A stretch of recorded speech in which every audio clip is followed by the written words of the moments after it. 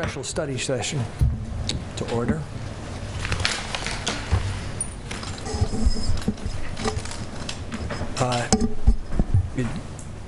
Do we need a roll call? Yes, thank you. Councilmember Martinez? Here. Councilmember Medina? Here. Councilmember Pats? Here. Vice Mayor Bowders? Here. And Mayor Donahue? Here. Approval of the special study session agenda. Move to approve. Second. Councilmember Martinez? Aye. Councilmember Medina? Aye. Councilmember Pats? Aye. Vice Mayor Bowders? Aye. And Mayor Donahue? Aye. Public comment on items not on the special study session agenda. Okay, seeing none. Ex parte communications about the special study session. No. Okay, seeing none. Let's start the special. Ooh. Sorry. I know. Mr. Mayor and council members, tonight we're taking another step forward in strategic planning for the city. As the city enters into its new two-year budget cycle, staff has developed a long-term financial planning model to quantify and consider the impacts of emerging revenue and expenditure trends. With input from all city departments, the finance staff have projected baseline revenues and expenditures through the year 2021 fiscal year. From here, as it considers the upcoming budget cycle, the council can evaluate how best to deploy city revenues and reserves to deliver the best possible mix of city services that reflect the current needs and city needs and priorities. We're going to start with the pension second opinion. Tonight's presentation starts with a report on the status of the city's pension plan and its future cash flow requirements. Pension funding is generating a significant discussion by city councils across the state because of the recent policy changes adopted by Calpers Pension Board. It's important because it is the largest and fastest growing debt burden facing the city. Like other CalPERS members, the city owes tens of millions of dollars for unfunded past service of city employees and retirees. Because of the significance of pension funding to the city's budget and its dramatic upcoming changes, the council has suggested several meetings ago a second opinion at its March budget workshop. Bartell and Associates is a highly regarded actuarial firm supporting local agencies across the state as they plan for their benefits. Mary Beth Redding is vice president of the firm and is recognized speaker at municipal finance conferences. Mary Beth will report on her analysis of Emeryville's pension funding. She also will share options for the investment of the city's pension reserves to best mitigate upcoming CalPERS funding impacts. And I think I will save the second part for when our second speaker steps up. So Mary Beth.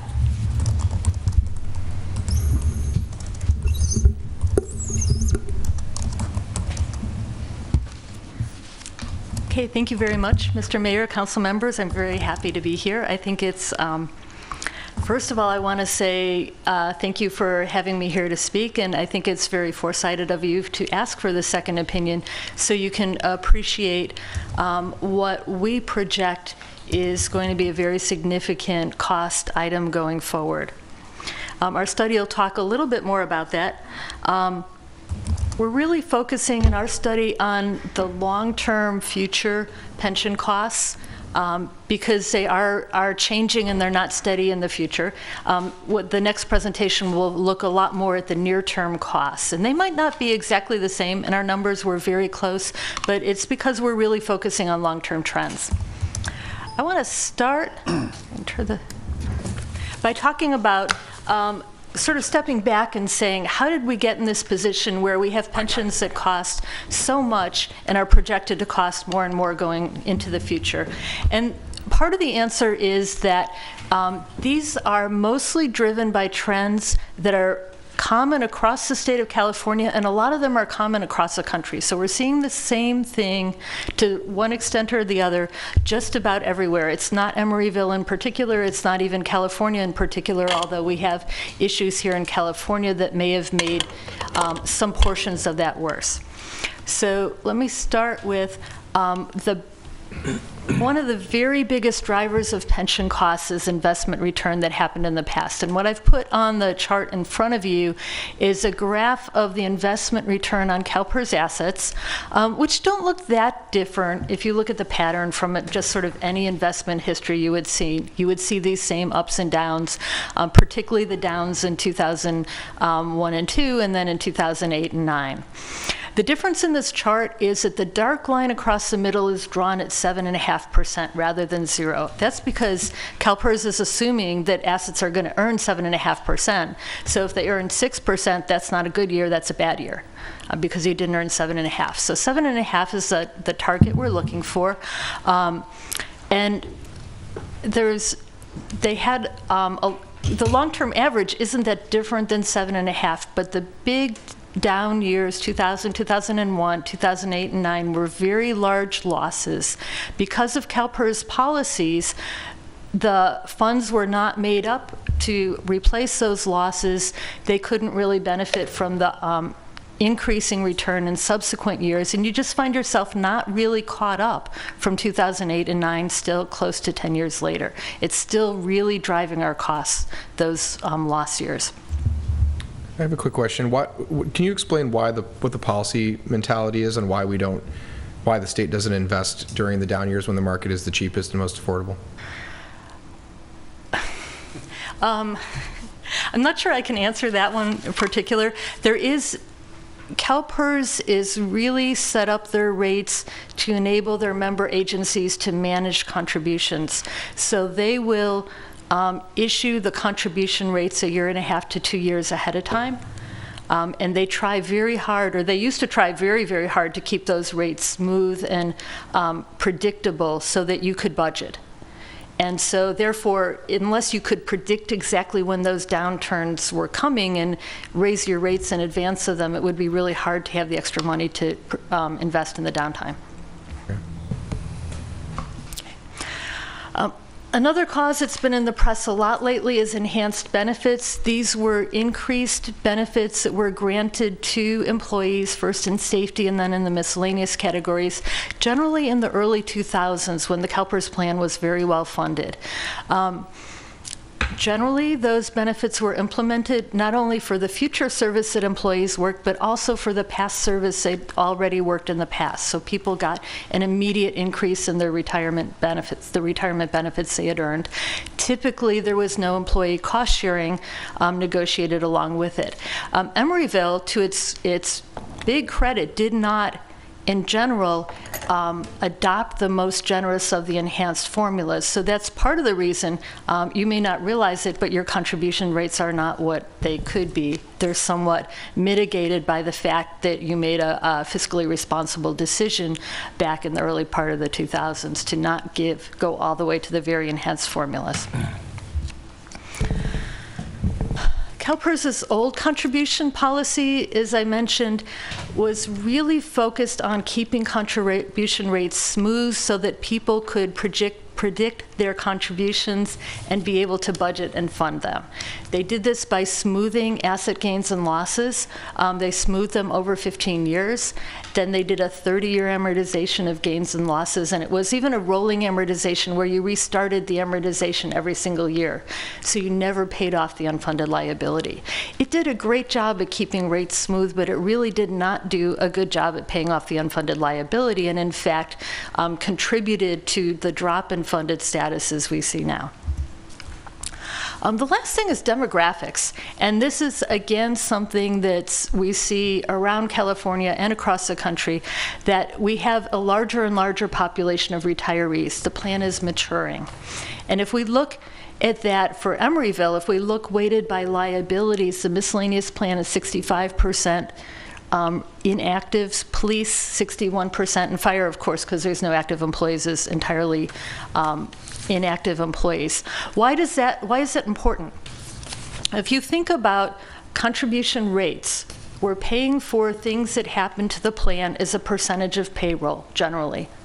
If you have a large pool of assets, and there's sort of active employees assigned to all those assets. When the assets have a loss, it's made up by an increased contribution rate divided by the active employee payroll.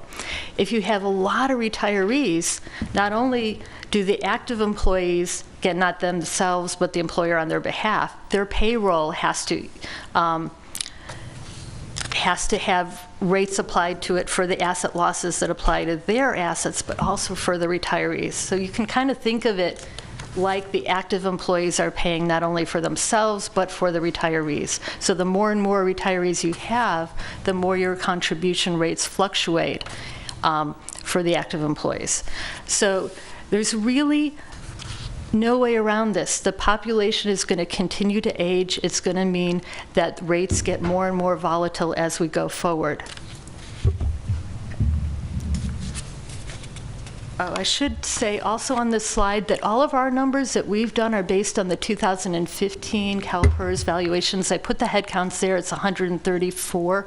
And we know that the city's budget projections are for more head count than 134. And I'll talk a little bit about how to think about the numbers we give you in terms of a different city employee population.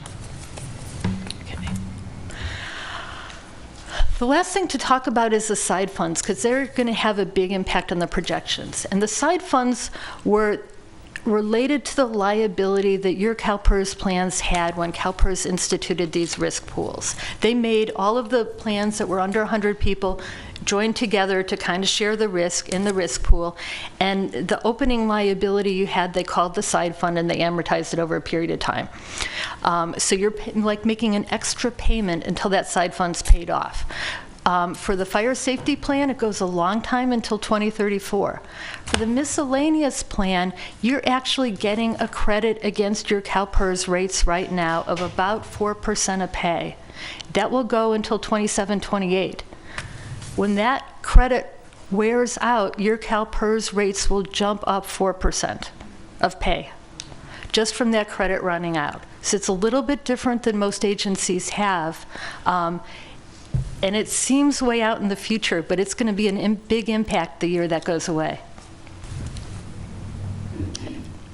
So those are sort of the forces driving the increase in costs. What's CalPERS doing about it? I think to their credit, they're making a lot of changes. They're looking backwards and saying, maybe we didn't make the best decisions we could have, maybe things aren't going the way we sort of thought they would, but we're going to try to fix it.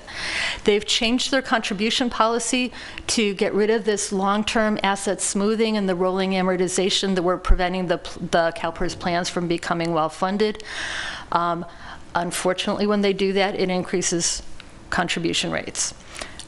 They have changed actuarial assumptions, most notably projecting that people will be living longer and longer in the future. That's also, it's good. It gets things on a better basis, but it costs more. Most notably, in December, CalPERS met with their investment advisors, and their investment advisors said, when we look into the future at what we think assets are going to earn, we don't think there's any way they're going to earn 7.5% in the long run, which had been CalPERS's assumption. We think in the long run they're going to earn 7%, and you know what? Probably even for the next 10 years they're not even going to earn 7. But over the long run average, we think 7. So what the CalPERS board did is said, well, we need to change the discount rate to 7% to recognize that. We think it would be too harmful to change it right away because it would drive rates up. Nobody's prepared for that. We're going to do it in 3 steps over the next 3 valuations. And in fact, each of those steps is phased in over 5 years. So you won't feel the full impact in your contribution rates of the discount rate change until the year 24-25. CalPERS is looking at their capital market assumptions, the rate they expect to earn on investments this summer and fall. We kind of think there won't be a change, but there's no guarantee. We kind of think they'll stay with 7. Okay. The last change that's happening is the risk mitigation strategy. So I said a couple minutes ago that because we have a lot more retirees, every time you have gains and losses, particularly losses, it magnifies the impact on contribution rates because they're related to payroll, and payroll is less and less compared to the liability. Really, the only way to deal with that variability of contribution rates is to stop having asset gains and losses, which is really hard. But CalPERS is trying to move in that direction by taking some of the risky assets and moving them to less risky investments. And their plan is, starting in 3 years, every time they have a really good year, they're going to sort of split that gain with you. They're going to take half of the extra money and move some risky things to less risky things, and then use some of the money to drop the contribution rates. So over time, they expect about 20 years, we think they'll move enough assets to less risky investments that it will probably result in a discount rate drop of about another 100 basis points, or to about 6%. Okay, but very, very slowly over 20 years. So at the end of 20 years or so, the fund should be in a much better place. It'll have a lower expected rate of return, but it should be much more stable. That's our hope. Okay, so what does this mean for the city? We've done a bunch of long-term projections of the costs. These are our assumptions. I'm not going to go through them all really in detail, but let you know that we've built in the expected return for this year. We're projecting 9.7%. We think it's going to be a good year for CalPERS. It has been so far, but you never know. The other important thing to note in all the assumptions is that we're looking at we're projecting that people who are in your classic tier 1 are going to retire over the course of our projection, and they're going to be replaced with new people. Initially, right after PEPRA went in those early years, we're sort of figuring they're half classic tier 2, half PEPRA, so they'll be getting lower benefits. But as time goes on, we start assuming that all those new people are PEPRA and getting the lower formulas. For the benefit of those at home, would you explain PEPRA? Thank you. PEPRA is the Public Employees Pension Reform Act, and what it said is that employees hired beginning in 2013, who were never public employees before in California, have a lower pension formula. They have to pay half of the cost of the formula themselves. The city cannot contribute towards that. And they also have a cap on the pay that can be counted for their pensions. So it's a much lower benefit, and they fund more of it themselves. So as we move into the world where there are more and more PEPRA employees, and eventually everybody will be a PEPRA employee, that will help pension costs come down and be more controllable. But it takes a very long time. We're thinking about over 20 years until all the new hires are PEPRA people. So we're going to go plan by plan. This is a graph showing the contribution rate for the miscellaneous plan. And it starts with, if I can point, 16, 17. The contribution rate for the miscellaneous plan was 10.8% of pay, was the CalPERS rate. 17, 18 is 11.9, and we're pretty sure 18-19 is about 14.2, so it's going up quite a bit already. This is on account of asset losses in the years 14, 15, and 15, 16, but also because a lot of the changes CalPERS made are phased in over 5 years, and we're still in the phase-in periods. So at this point, they haven't started the discount rate change. When you get here, you're seeing the discount rate change.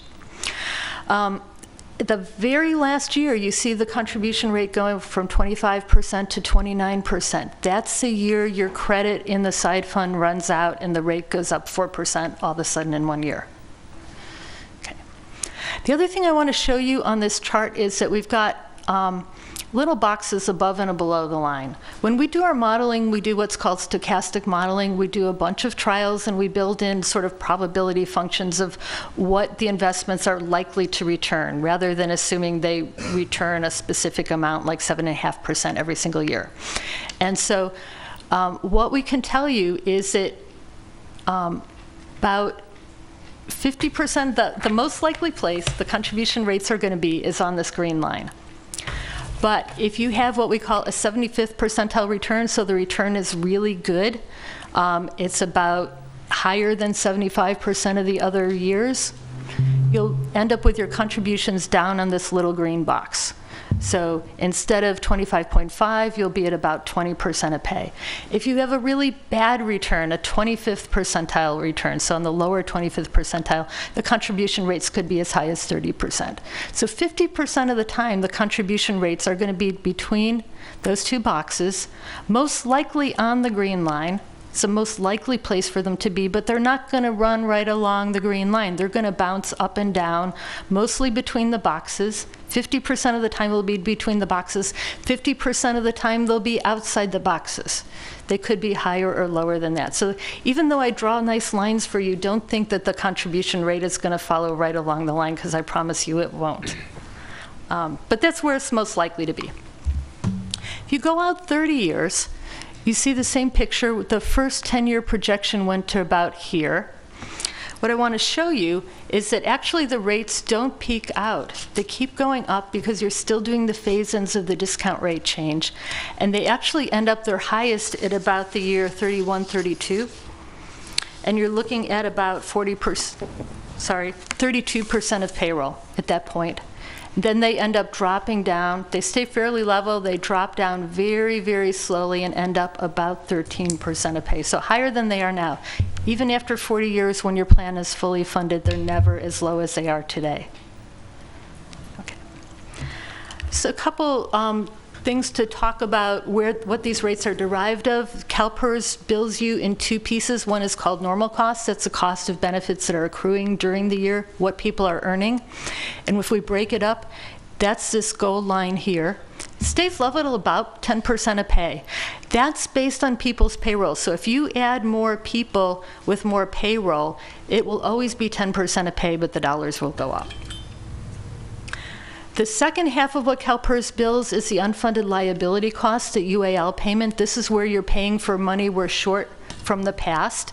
This is always billed as a dollar amount. And these dollars you have to basically think of as not changing. You're going to get billed those no matter how many people you have working for you. If you get, if you add 100 people or subtract 100 people, CalPERS is still going to bill you these amounts.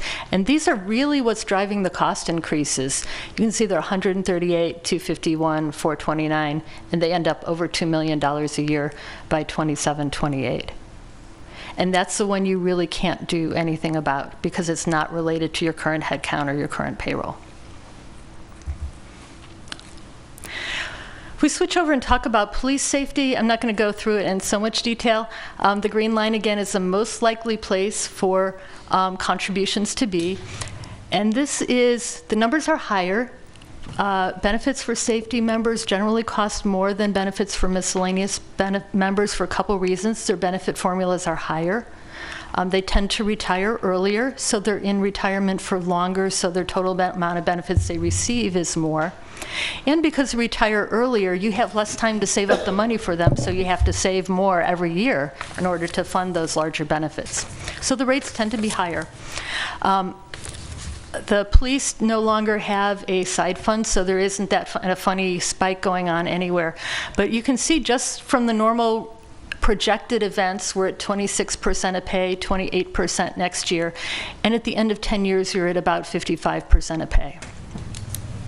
This is very normal and perhaps even a little bit better than what many other cities are experiencing. If you look at the 30-year projection for police, you're at very close to 60% of pay by 31, 32. Unlike miscellaneous, where you don't have the side fund issue, you'll end up at 21% in the long run after about 30 years, so a little bit less than you're paying now. But the contribution rates go up, they go up very high, and they stay high for a very long time until you get back to today's rates. The police employees are paying about 4% of pay, classic employees, towards their pension costs. So the numbers I showed you before were after we subtract out what they're paying. So this chart breaks it up for you into pieces. The gold tan line is the normal cost, the cost of benefits accruing during the year. They're fairly level, about 20-ish% of pay. The red line is the unfunded liability, the one you can't change. And the blue line is the employee cost sharing piece. So we're showing it as a negative. And the reason you might think, oh, but they're paying 4% of pay. Why isn't that 4%? It's because only the classic employees are paying 4%. So when we average it across the PEPRA people, the average on the whole of all the police employees is less than 4%. If you look at it in dollars, same picture. The red line, the unfunded liability, is just what gets very, very large. Okay. And this is fire safety. A little bit different picture because fire has no active employees. It just has unfunded liability. But again, you see the same thing. So this green line is all unfunded liability. It's projected to increase very steeply over 10 years to, by the 10th year, 2.2 million, where it's starting now at a little over $750,000 a year. It drops a little bit quicker in the long run, and it actually has the potential to get to zero because you don't have employees earning benefits. But again, it's going to be a very long time before the contribution dollars drop. If we put all three together, just so you can see what it adds up to. Sorry, there's a lot of colors going on in this graph. The darker colors at the bottom are the unfunded liability amounts in dollars. I made them darker because you really can't change them. The lighter two bars are the normal cost percent of pay that really relate to how many employees you have. So as you add more employees, those would actually grow. But from where we are, we're looking at going from about $3 million roughly this year to where you peak out in this year. It's about $10.8 million a year Calpers contribution. For the two lighter bars, what's the assumptions you're using on staffing in the out years? We use same headcount as now. Okay. And remembering that now is year 6/30/2015, so I think it's a little bit understated. Does this have an inflation calculation, or this is, it doesn't? Yeah, Calpers' assumption is 3% of pay, 3% growth in total payroll per year. Okay.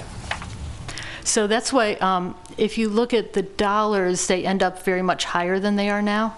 If you look at it as a percent of pay, they actually end up lower than they are now. So you are getting somewhere. It may not feel like it, but you are in the better state at the end of 30 years than you are now. It's just take a very long time to get there.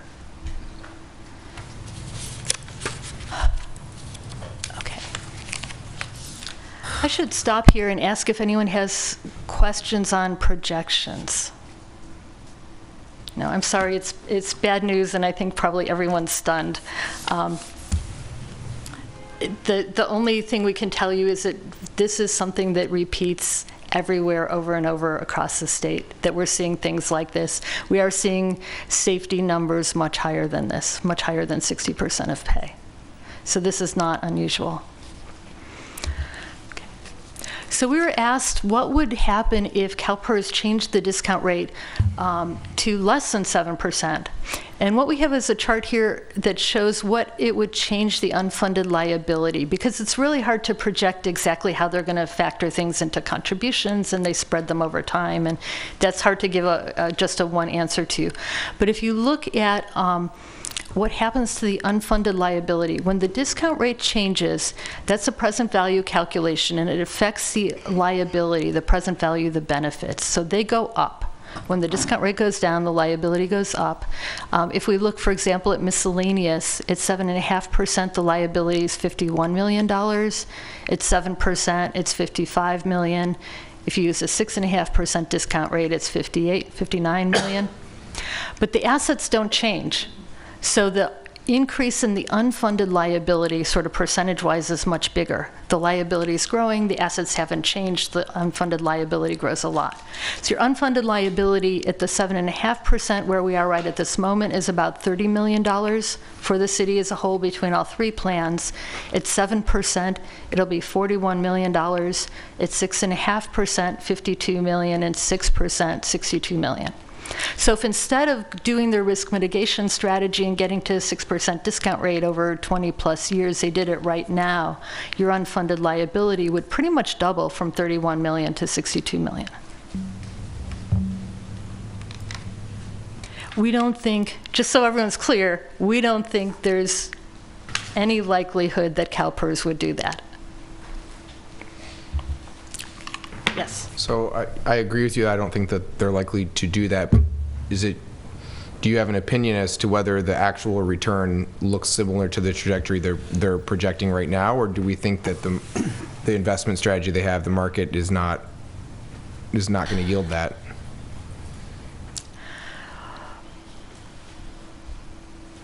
I'm not an investment professional, and our firm isn't. We think that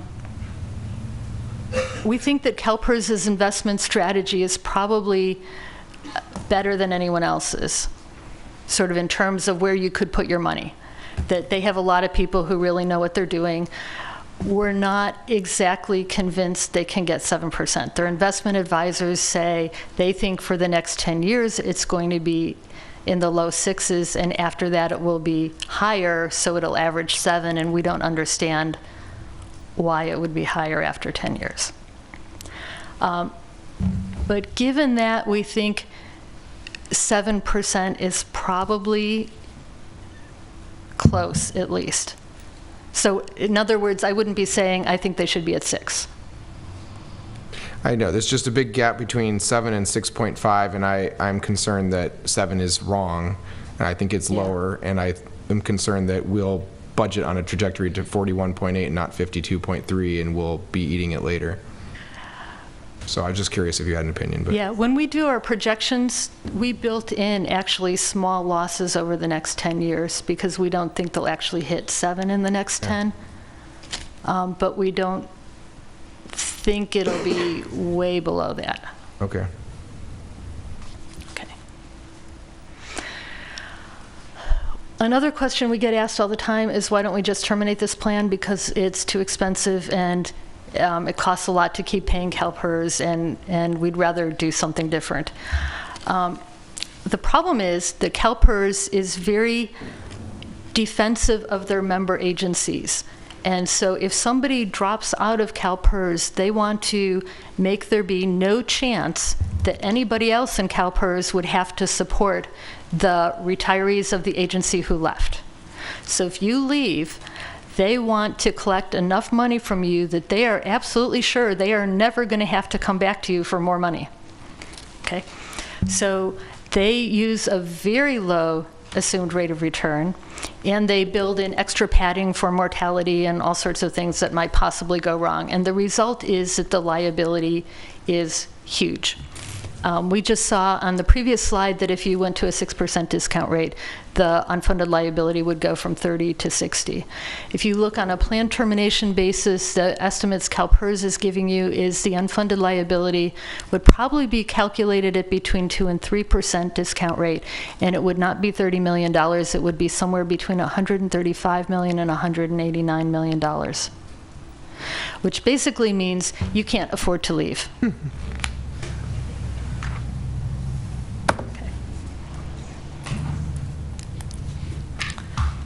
So what options do you have?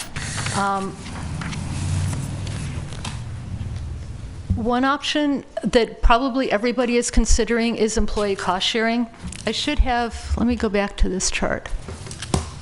This is a chart of the projected contributions in dollars, and if you look very, very carefully at the very bottom of that chart, you'll see little tiny green boxes.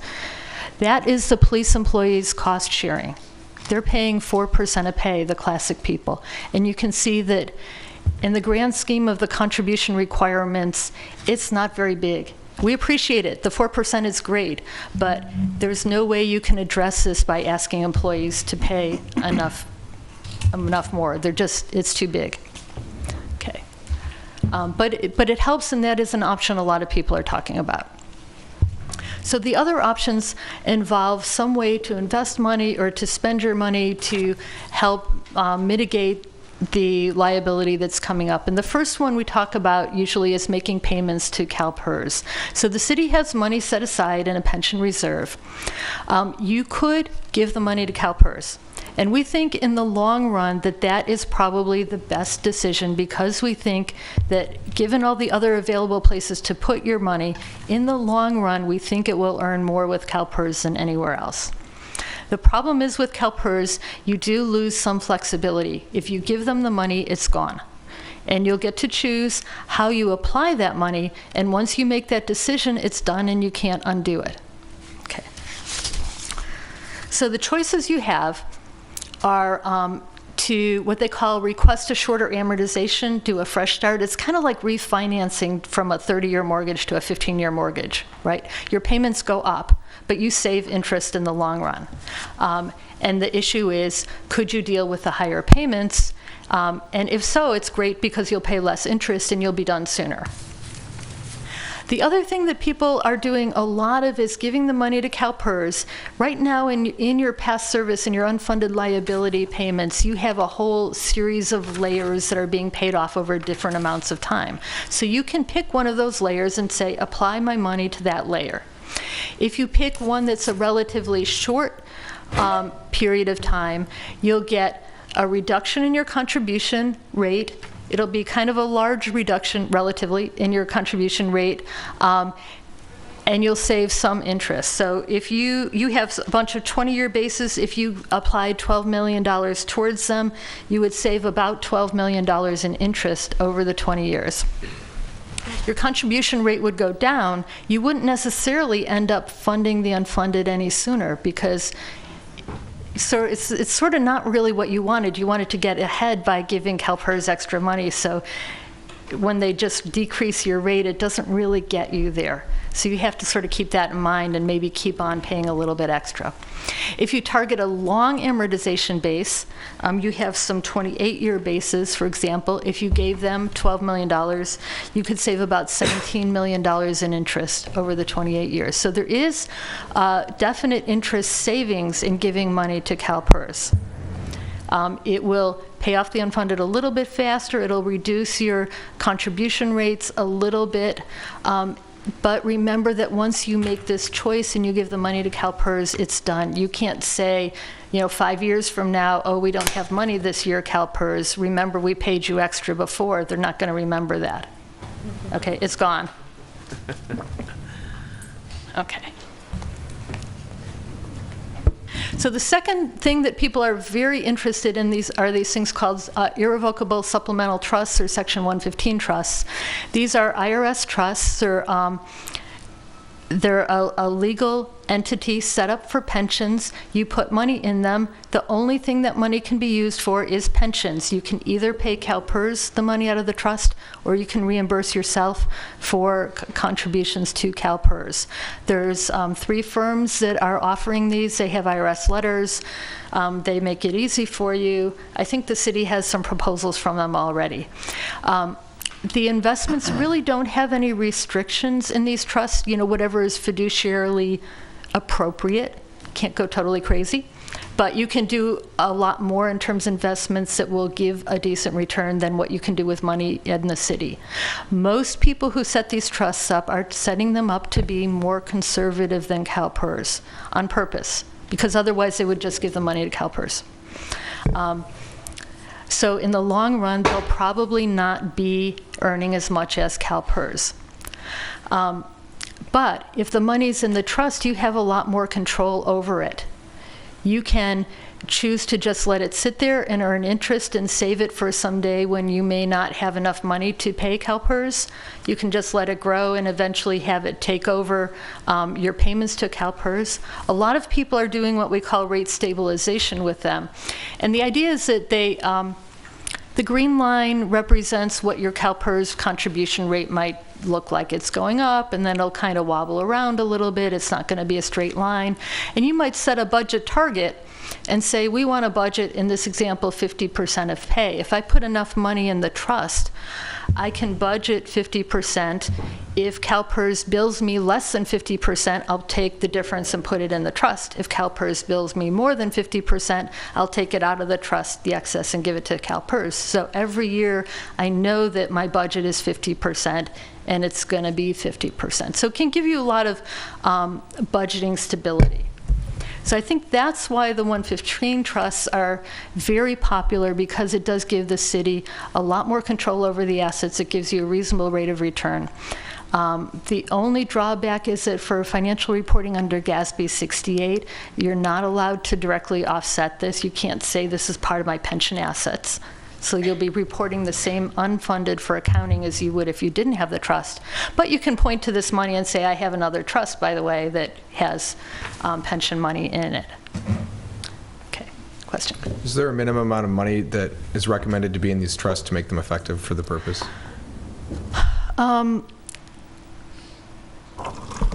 Trying to remember what numbers we use. Somewhere around half of a year's contribution. If you can put that much into a trust, you can get some significant amount of stabilization out of it. So you might want to do something like putting some money in a trust so you can maintain some control and get some rate stabilization, and giving some money to CalPERS, because that really is a more efficient use of the money in the long run. I think the city has a lot of options, and doing any of them will improve the situation in the long run. That's the end of the summary of our study. That's the end of what I had to present. Does anyone have questions? Thank you. Thank you.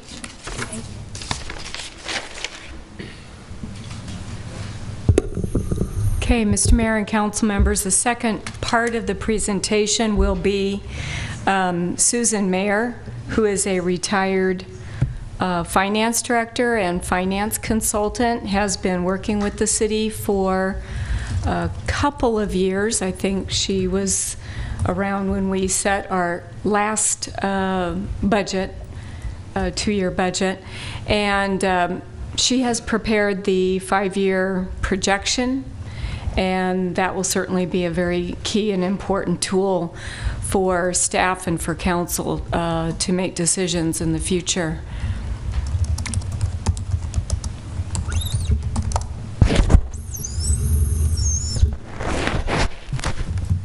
Good evening, Council. This city has enjoyed a strong legacy of financial planning. When you think back to all the different things that have been in place to create your current sound financial condition, you have adopted budget principles.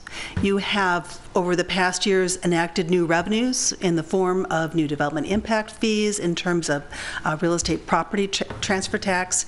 You have established good reserves in a number of important areas. And you have embraced a 2-year budget cycle. The other thing I think the city has done really well is they have really successfully navigated redevelopment dissolution and put in place policies that preserve your ability to fund capital infrastructure. And I mention all these things as an introduction to this next enhancement of your financial planning strategy. Now you are moving ahead from a 2-year view, a 2-year budget cycle, to a 5-year view. And for all the reasons we just heard from your actuary, what a good time to be looking ahead because of the dramatic changes to your CalPERS funding situation. And so with that, we have a 5-year view for you. So let's talk about our objective for the evening. We're going to talk about this 5-year projection and why it was prepared. We're going to focus on the cost of providing your current baseline services, both in terms of salary and benefits and other expenditures. We'll then move on to the revenues and the things that make your revenue structure here in Emeryville unique. Finally, unfortunately, we then need to talk about the budget gap, because your expenditures are growing faster than the revenues. And And then we will move on finally to discussion of your very solid reserves and ways that you might see those change over time depending on choices you make with your annual budget. Finally, we're going to ask for feedback from you. You have asked your staff to come back with an updated two-year budget to match your city council term. And so as the staff brings back to you specific suggestions and solutions, they are asking for input from you in reaction to this projection and strategies that the city might use to rebalance its budget. So why are we preparing a 5-year budget? And I want to talk about this by going back a year to June of 2016. Things were going really well a year ago. There were tremendous opportunities for strategic investment. You had a good year. You had a significant gain of revenues over expenditures because of some one-time things that were happening. You had some large development projects take place that brought in significant fees, and I think this is the public market and the transit center, among others. And so you had a one-time influx of significant development revenues. In addition, the state paid off and unwound the triple flip. There was a sales tax sharing scheme that the state had done that had deferred some of the sales tax coming to the city, and that got unwound, and you had a one-time surplus in 2016 because of that. And then finally, you were benefiting from the introduction of your new real estate transfer tax. So for a lot of reasons, 2016 was a great year, and you had surplus money. I'm sorry, there's one more important thing. Your successor agency paid off an $8 million loan. During the dissolution of redevelopment and related to a number of transactions there were some long-term loans that finally became eligible for repayment by the successor agency. So on top of all these wonderful revenues, you also realized and were able to turn this loan into cash. So as we closed the books in 2016, the city was primed with some solid options and deployed through your 16-18 budget, took a number of actions to create opportunities for your future. The workforce was expanded, positions were added, services were expanded after a long pent-up demand after workforce reductions in the last recession. You were finally able to start to see and hire some staff to restore some services. A $100 million capital program was funded from a variety of sources, grants and development impact fees and many other things, but there continues to be an allocation of some of your tax increment money to fund that program. And finally, as part of that budget, because of the significant influx of resources, the city had to step back and say, are we doing too much? Are we going too fast? Are we not doing enough? Are we doing too much? And so the conversation turned towards, let's do a 5-year projection to see if we can sustain these new improvements and expanded workforce that we have put in place. So what has happened in the last year? After you adopted the budget last June, because of the new council, we went back and did a budget workshop for you in March that went back and reintroduced some of the elements of your city budget and your particular revenue sources and constructs. In April, you received a mid-year budget report. And this is when some red flags started to come out, that we were reacting to the Calpers news that the pension costs were going to be going up. At the same time, we were recognizing that the revenue growth was slowing. Revenues are still increasing. I want to keep emphasizing that. When you look at the trends over the past few years, your revenues have not gone down, but they are slowing. So as a result, we have cost pressures that are exceeding the revenue growth. And so at the mid-year report, we were faced with choices to make as to how to rebalance the budget for the year. That's exactly what budget monitoring does. Your finance staff provides quarterly reports. They do this through budget committees, but also to the council. This is what budget monitoring does. And because of these early red flags, positions were held open or frozen, and there was other strong expenditure corrections, so that at this point in time, we believe that your 16-17 year is going to actually break even. The revenues are actually a little worse than we thought in April, but the expenditure savings and the vacancy savings in particular have come down as well. So we've done a mid-year budget report to kind of reset where we are going forward. And that brings us to today, when we're introducing a 5-year projection so that you can have the tools available to consider and plan for the long term. I want to just reemphasize, one of the key things we did in March was to go through the budget principles that the city has had in place for a number of years, for many years. And this council reaffirmed each of these, that we want to plan current expenditures that are supported with current revenues. We want to, in other words, we want to balance the budget.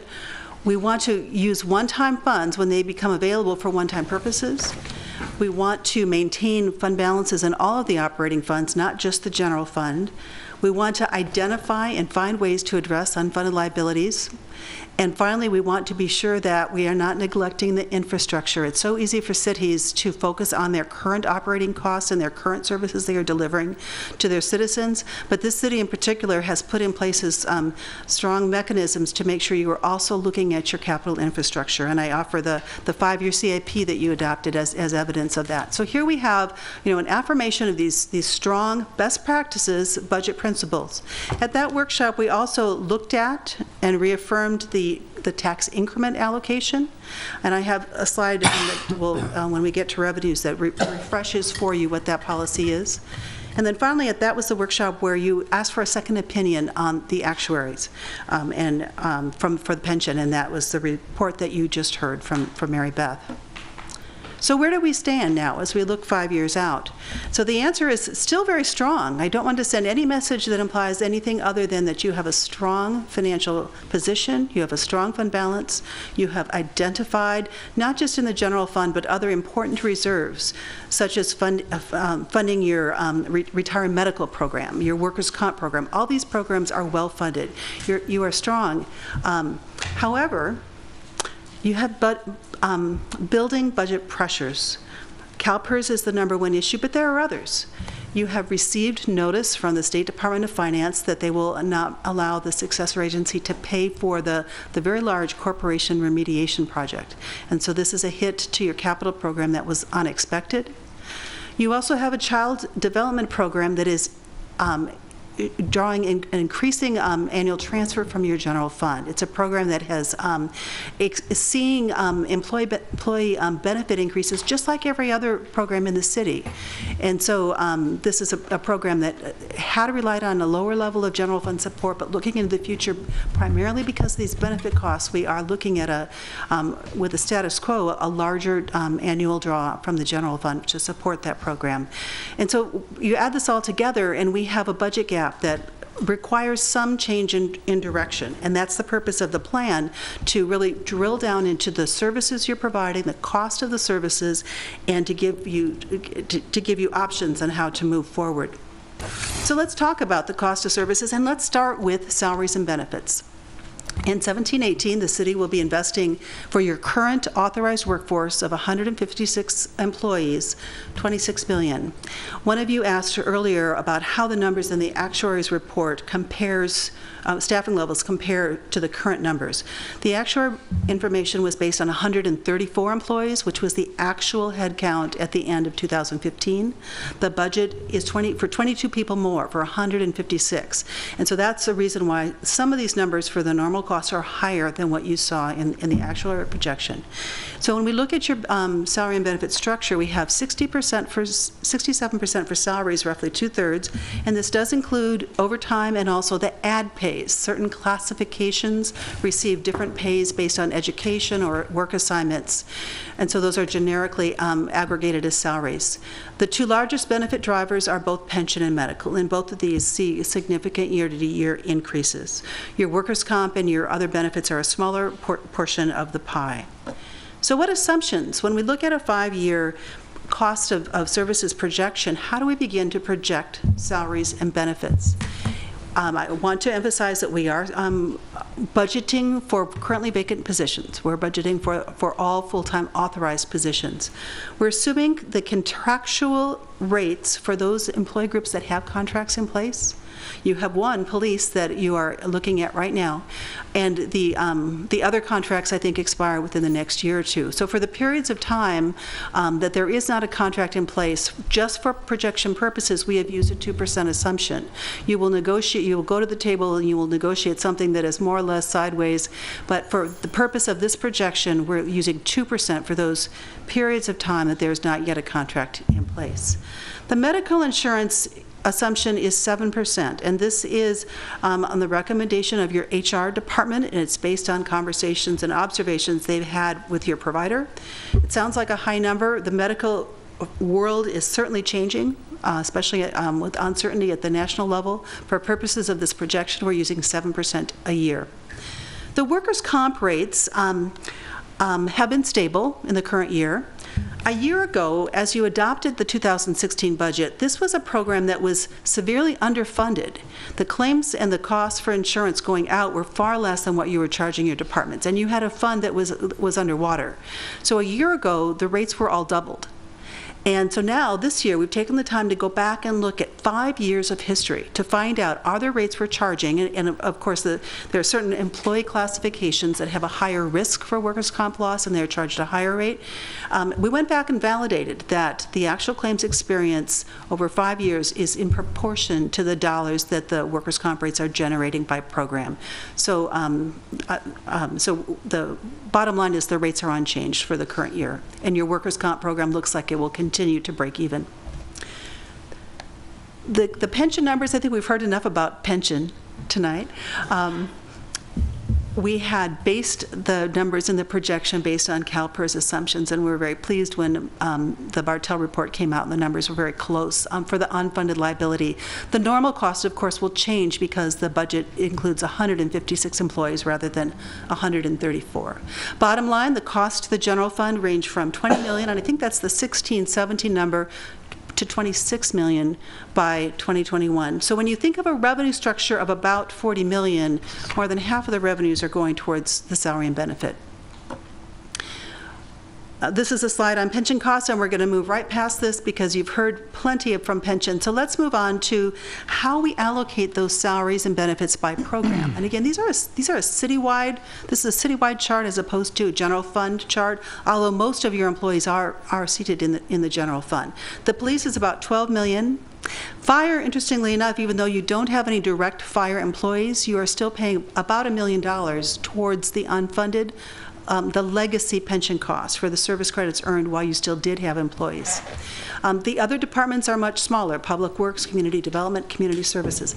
And this shows, this is an important slide to show you, as you consider adjustments to your budget and the programs that you are funding, this gives you a relative proportion about the range of motion. It's very difficult to change the total salary much without severely impacting these smaller programs and without touching, of course, an important core service, the police department. So it's, again, this chart shows you the range of motion for how you are currently investing the salaries and benefits budget. I'd like to move on to fire. And again, I'm marching down the operating statement, the operating statement, the expenditures that are listed in the handout for tonight's meeting. And so we move next to the cost of the fire service. The city contracts with service to the county. We have been fortunate to receive a projection from the county fire department, and they show that with your existing 3 per company staffing, the costs are expected to increase from 6.2 to 7.8. I want you to know that this cost projection assumes full funding, including the recent Calpers changes for their normal cost, and full funding of the retiree medical benefit that is being earned by those employees as well. And that's a recent change, that the cost model is now including the OPEB contributions. And again, this assumes the model for the company of 3. Now, there have been proposals discussed about what would it look like to go to a company of 4. And I want you to know, I did get notified by the county that they want me to update a number here, that the slide here references that by 2021, the costs would reach $10 million. And actually, that's actually by 2022. I'm a year off there. And but the end result is close. If we choose to go from and invest additional funds to go from 3 per company to achieve 4 employees per fire company, the cost still increases by over $2 million a year by 2021. Not quite $2.5 million, it's closer to 2. And so this again gives you the range of motion. Should the city decide that its priority is to enhance this particular service, it would need to find $2 million a year to draw from a different program to maintain a balanced budget. So in total, Again, we think of the $40 million revenue stream you have right now with your current projections. You're looking at close to $8 million a year for fire service by 2021. So what about the other expenditures? We do more than pay employees and pay for fire. We also have maintenance and supply budgets, and this includes everything from janitor to maintenance on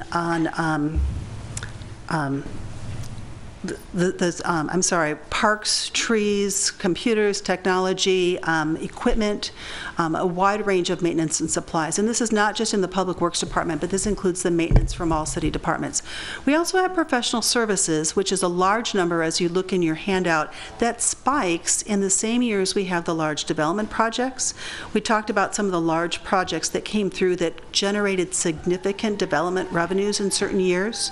Those same years you saw a spike in the professional service that support them, and so there is a parallel in those particular years.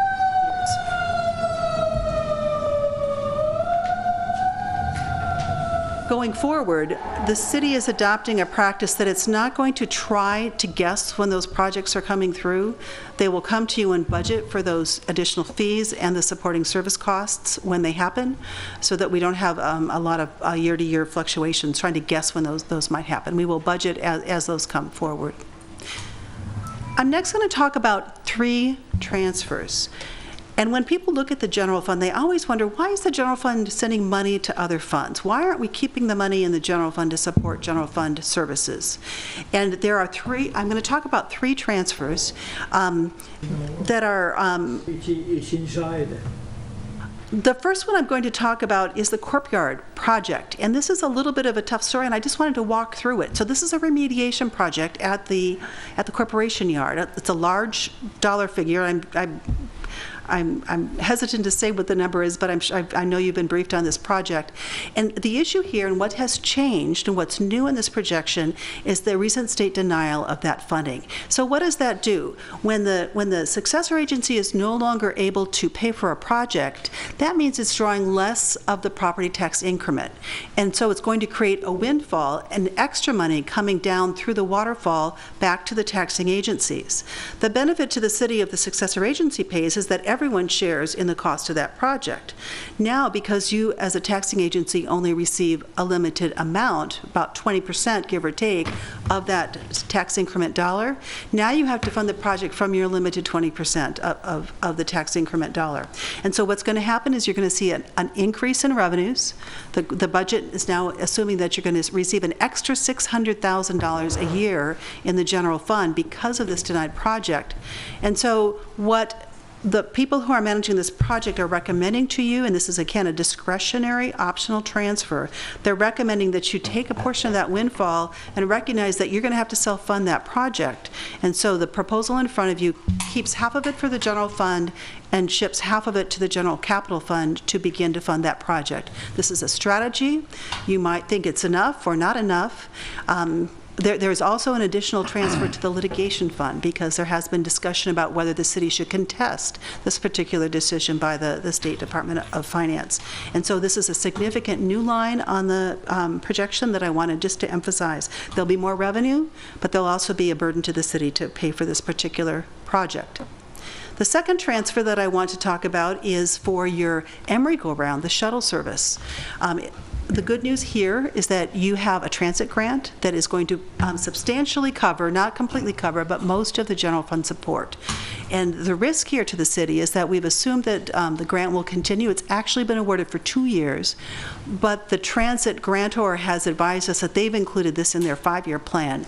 So for projection purposes, we've included the grant for all 5 years, and that's the risk to the city. But again, this is a discretionary program that the city supports with great benefit to the people who are trying to move around your city. But it's the second of the 3 transfers I'd like to talk about. The third transfer that we'll discuss is the child development transfer. And this particular transfer is twice the size of the last. It's the largest of your transfers. And so the situation here is that the general fund supports your child development program. You charge fees, and you do receive grants that bring in about $1 million a year. But currently, the program is costing $2 million a year, actually more than $2 million. And because of the CalPERS and the other benefit increases, there's concern that the program could actually grow to $3 million a year in terms of costs by 2021.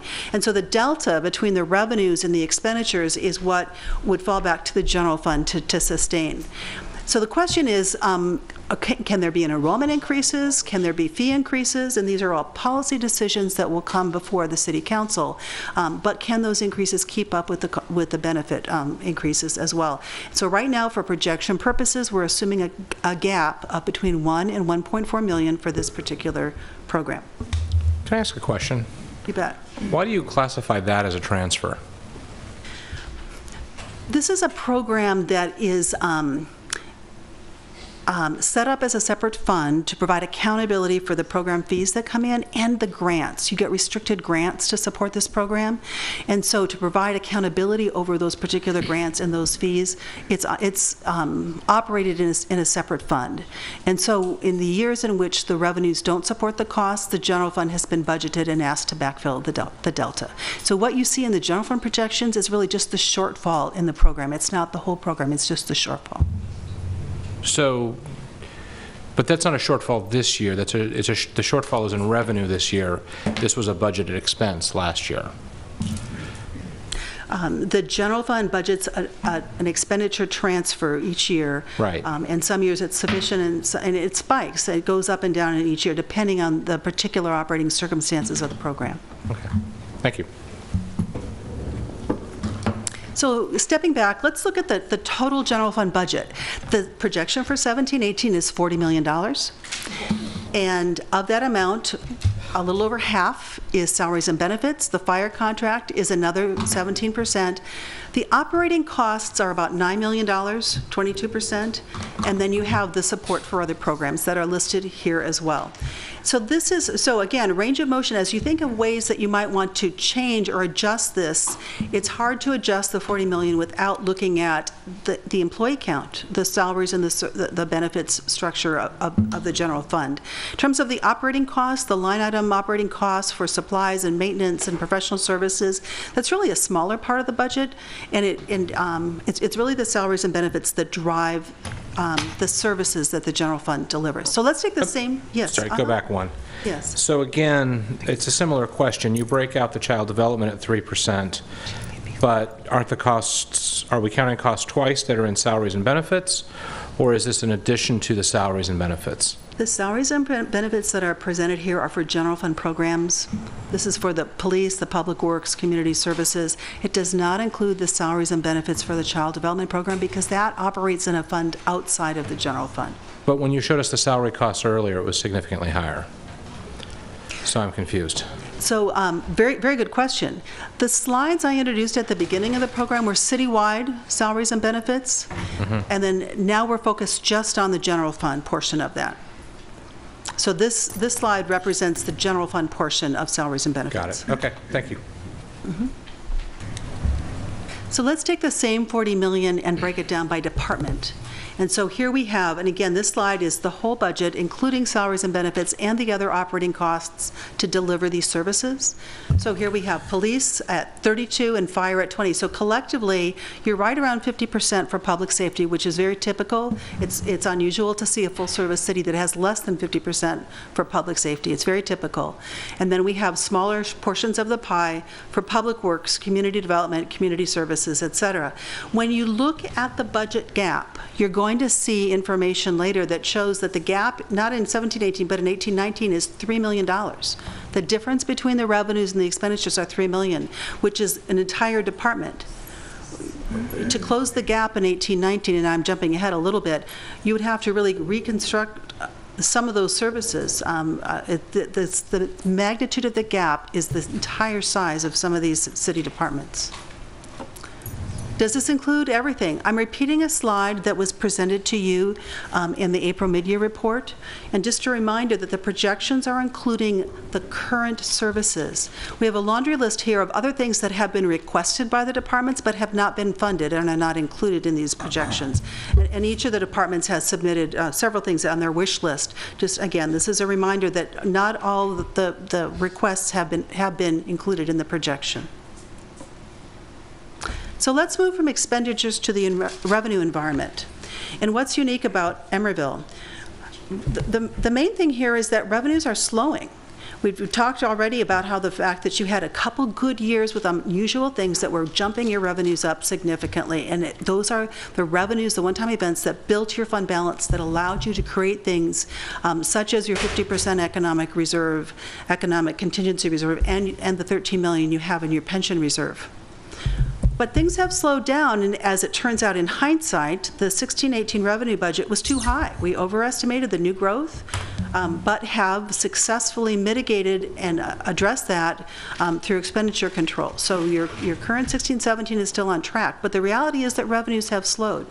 Going forward in 17-18, good news that you have adopted a policy that is going to begin to bring in 25% of the tax increment, informally called the Boomerang funds, from the redevelopment dissolution back into the general fund to support operations. This is new in 17-18. And then also you have successfully earned and been awarded this transit grant. So there are two sources of optimism here. But when you look at the rest of Emeryville's revenue cycle, think about your major sources: sales tax, transient occupancy tax. You are heavily dependent upon economic cycles. And so while there are slow revenue growth projections, that's not the same that they are necessarily conservative.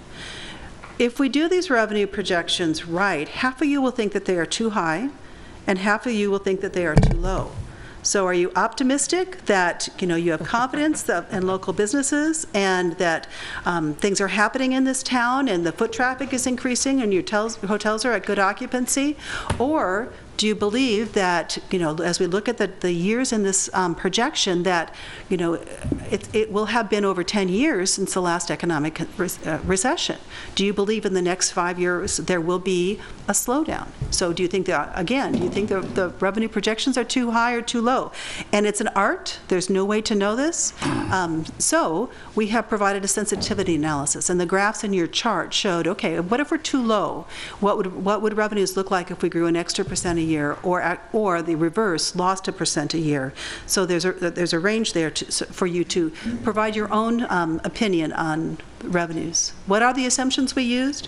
The sales tax is informed by your sales tax consultant. You have a third party that informs you and does a deep dive into your different retail segments, their performance, and what the outlook is going forward. The sales tax is growing at 2+% a year.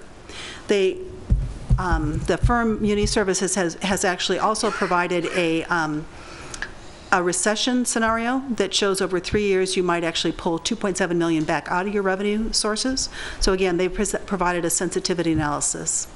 Property tax is a challenge here for 2 reasons. First of all, your county is not on the teeter plan, which means you get the cash for what people actually pay. Very few counties in the state are not on the teeter plan. What does that mean?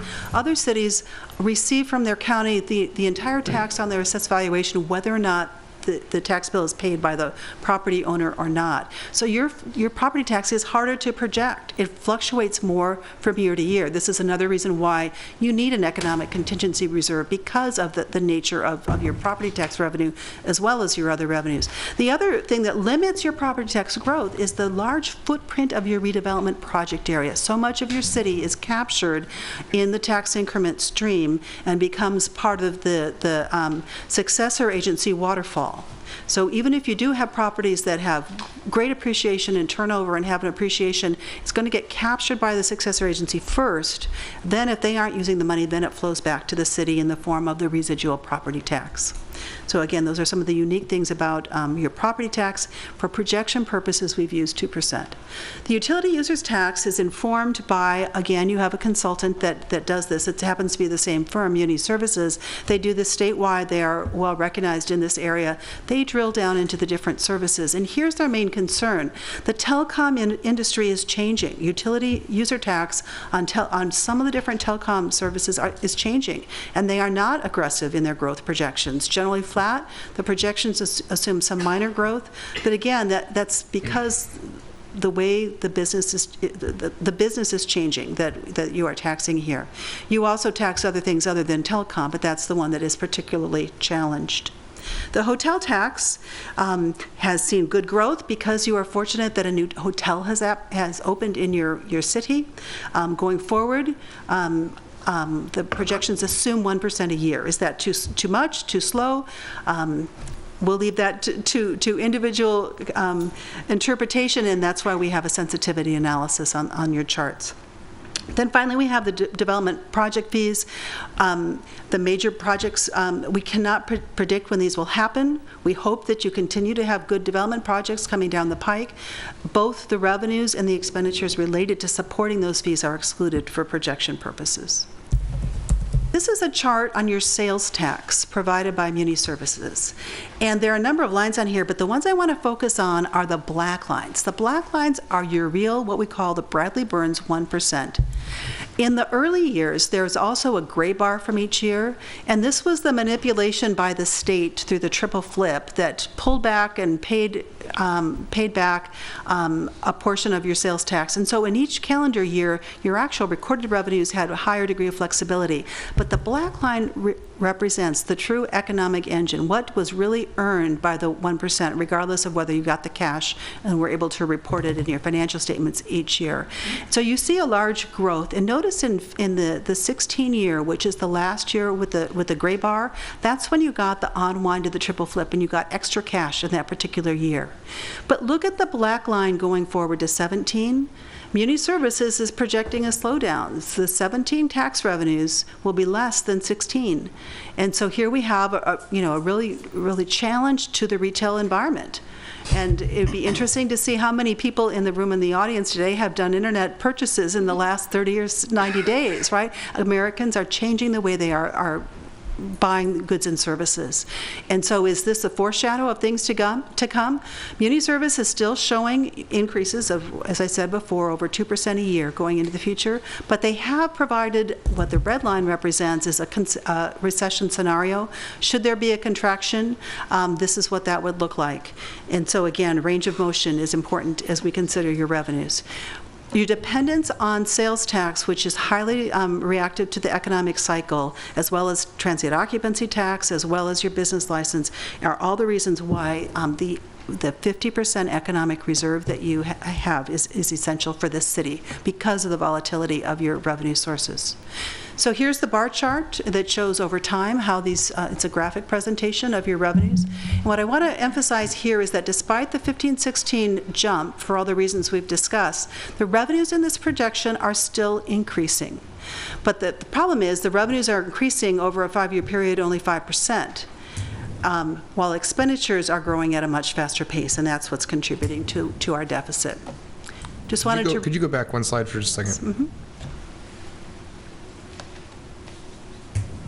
Okay, thank you. I wanted to refresh the policy. I wanted to remind everyone about the policy on the residual tax increment. This is a revenue stream that has a couple different names. Some people call it RPTTF, and that's a name used in the state law. Some people call it tax increment. When it comes to your general fund, it's called residual tax increment, but the source is the same. This is the revenue that used to go to the redevelopment agency. It's the revenue captured on appreciation of property in your project areas. And it is now coming back to the extent that your successor agency winds down and no longer needs this money to complete its projects. You will see an increase in the residual property tax money coming back to your general fund. Because such a large portion of your city is within the redevelopment property tax, redevelopment project area, this is a significant opportunity for growth for you as redevelopment winds down. Now, there's still a very significant debt burden, and those bonds will take a decade or more to pay off.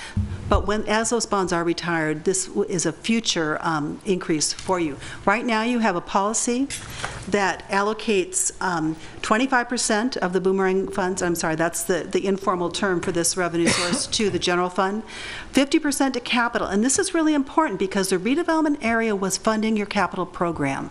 And with the loss of redevelopment, you were no longer able to put new projects there. And so by putting 50% of this money to your capital program, you are able to sustain the infrastructure commitments that you have. 20% goes to housing. This mimics the original redevelopment law that required 20% of redevelopment monies to go and support low-income housing, moderate income housing.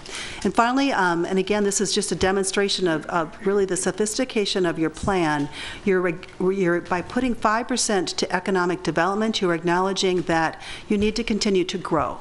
The city will never balance its budget just based on expenditures. By investing in economic development, you're investing in your future revenue growth as well. So this is your current policy. It's discretionary.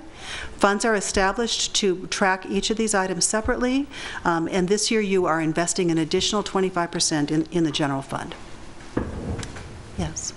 What are other cities typically doing with these Boomerang funds? Do they divide it up in a way that we've chosen to do? I think this is more sophisticated than most cities are doing. In fact, the state recognized and was acknowledging that this particular proposal, and at one point it was floating a state law that was going to reward cities who did adopt a 20% housing set aside, but that didn't get enacted. But no, I think that you are very ahead of the game with this plan. But how about, do you have knowledge of what the divisions of how they allocate these funds in other cities? I don't have any other examples to show you. Okay.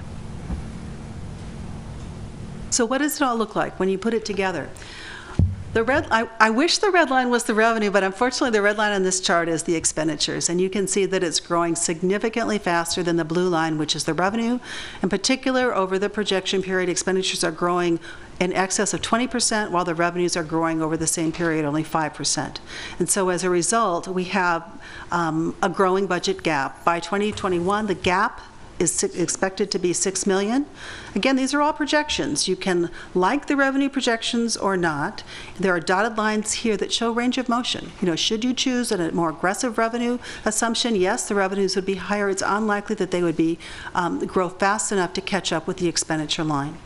What does it mean for you in the immediate future? In the proposed budget that you are looking at from 2017 to 19, the next 2 years, you're looking at a budget gap ranging from $1 to $3 million. Total over the 2 years, you need to find, if the objective is to maintain a balanced budget over this period of time, to identify $4.7 million over a 2-year period to bring these two lines back together. And that could be revenues, it could be expenditure reductions. Given the ballot cycle for consideration of a new revenue, it's unlikely that any new revenues could be available to the city within this 2-year budget period. So, is this real? How are the different ways that this projection could be wrong? Can we trust these numbers? What could change? Everything could change. And so let's just talk about all the different variables. The local business environment. Are there new and growing businesses? Or do you believe that the consumer changes to the sales tax are going to continue to drag your sales tax down further? Will there be a recession? These are choices and options as you consider revenues assumptions. What about employee costs?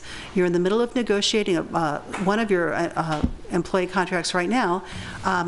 Do you believe that you can negotiate these contracts for 2% per year? That's less than the contracts have been in the past years. So you can make your own judgment. Will you save money or spend more money on employee costs based on the contracts you negotiate? What about the benefit costs? We talked about pension. What about medical insurance? Will that continue on track or not? Or will there be savings there? Other operating cost fluctuations, the fire contract stability. There are obviously cost pressures on each of those as well. What about the PBID? Will you be able to enjoy that $500,000 a year grant throughout the projection period, or will there'll be changes from your grantor's point of view? The Child Development Program, will you be able to, is there interest in adjusting the fees or finding ways to increase the enrollment that can match the expenditure growth or not? This is, these are policy choices. Then we get to the physical environment. You are in a highly dense transit corridor, impacted by any type of emergency, including natural disasters. And so, should you be bracing for some type of an event in the next 5 years? Is it possible to happen? This is why you have reserves, to brace against that type of thing. And then finally, the regulatory environment. The world keeps changing. The state continues to find creative ways to mess with your operations, control, augment your operations. And so again, what changes might there be coming from the federal or the state regulatory agencies that might change the way you do business, such as the redevelopment of, the dissolution of redevelopment? What other changes might be made to your operating environment? Again, so when you weigh all of these factors, do you believe that the projections are reasonable, aggressive, too conservative? These are an example of all the things that could change. And so, yes. Mm-hmm. So I don't know if you have this information at your fingertips, but I'm wondering what the projections were for real property transfer tax when we set the budget last June for 16-17, and have those changed for your 5-year projection, and to what? It's actually, we're struggling to make the budget in this particular area.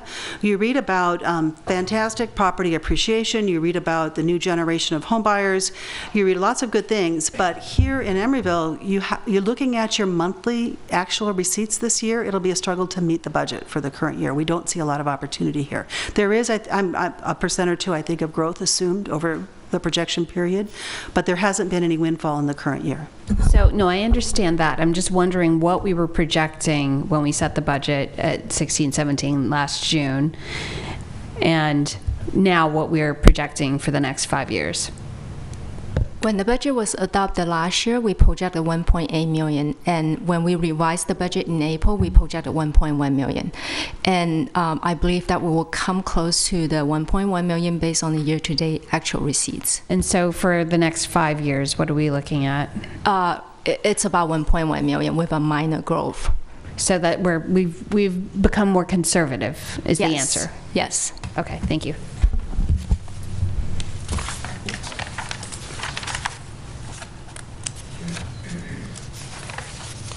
So because of the volatility of any projection that goes out 5 years, we want to look at the reserves.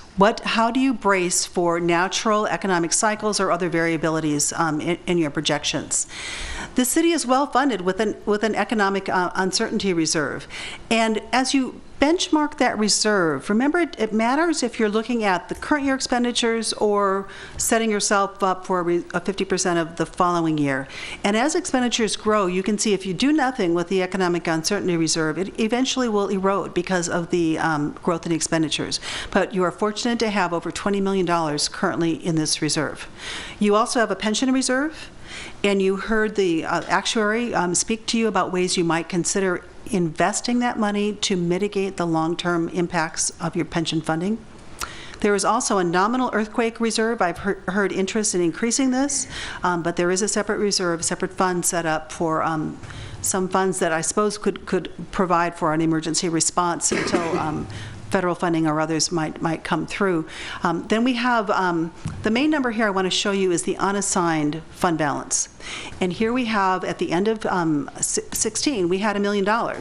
And then over the next few years, you can see how this is, if you take no action, if the projection is perfect on every line, and of course it won't be, but if the projection comes through in every single assumption, over the course of this projection period, you would draw down $15 million. You would overspend $15 million more than you had. The deficits grow year by year. I want to speak for a moment about the scope of what we're talking about. When we talk about the general fund, we have a number of funds in your accounting system that are what we call discretionary funds, up to the council's policy direction. And although you budget each of them separately in your budget document, by the time that you get to your audited financial statements, your auditors require you to roll them all together. And that's because government accounting standards require you to aggregate discretionary monies into a column that you call the general fund. And this is why it's always a challenge, because when you talk about the general fund, a perception that there's apples and oranges. So for the purpose of this slide, we're including all your discretionary funds together in the same way that they're added together in your audited financial statements. And the reason we did that was to provide accountability back to you that we're using the same numbers here that your auditors have used. So you have different budget and accounting funds for your pension, for your earthquake, for your economic uncertainty, and for other reserves. This is the aggregate of what we call your discretionary funds. Just wanted to clarify that we're adding together a number of your budget funds here. So now that we have this projection, how do we move from forecast to strategy? And so I just have 4 comments for you here. The first is to protect the basics. Your city has embraced budget principles that are best practices in the industry. And the message here is to protect and plan for the long term, right? You want to balance your budget on the long term. You may have short-term gains and losses as you have windfalls or you make strategic investments, but you want to maintain the sound legacy that the city offers in terms of its financial condition, to provide for the future, and to be sure that you have the contingency reserves to brace for the unexpected. So if the intent in the long term is to balance revenues and expenditures, what can you do?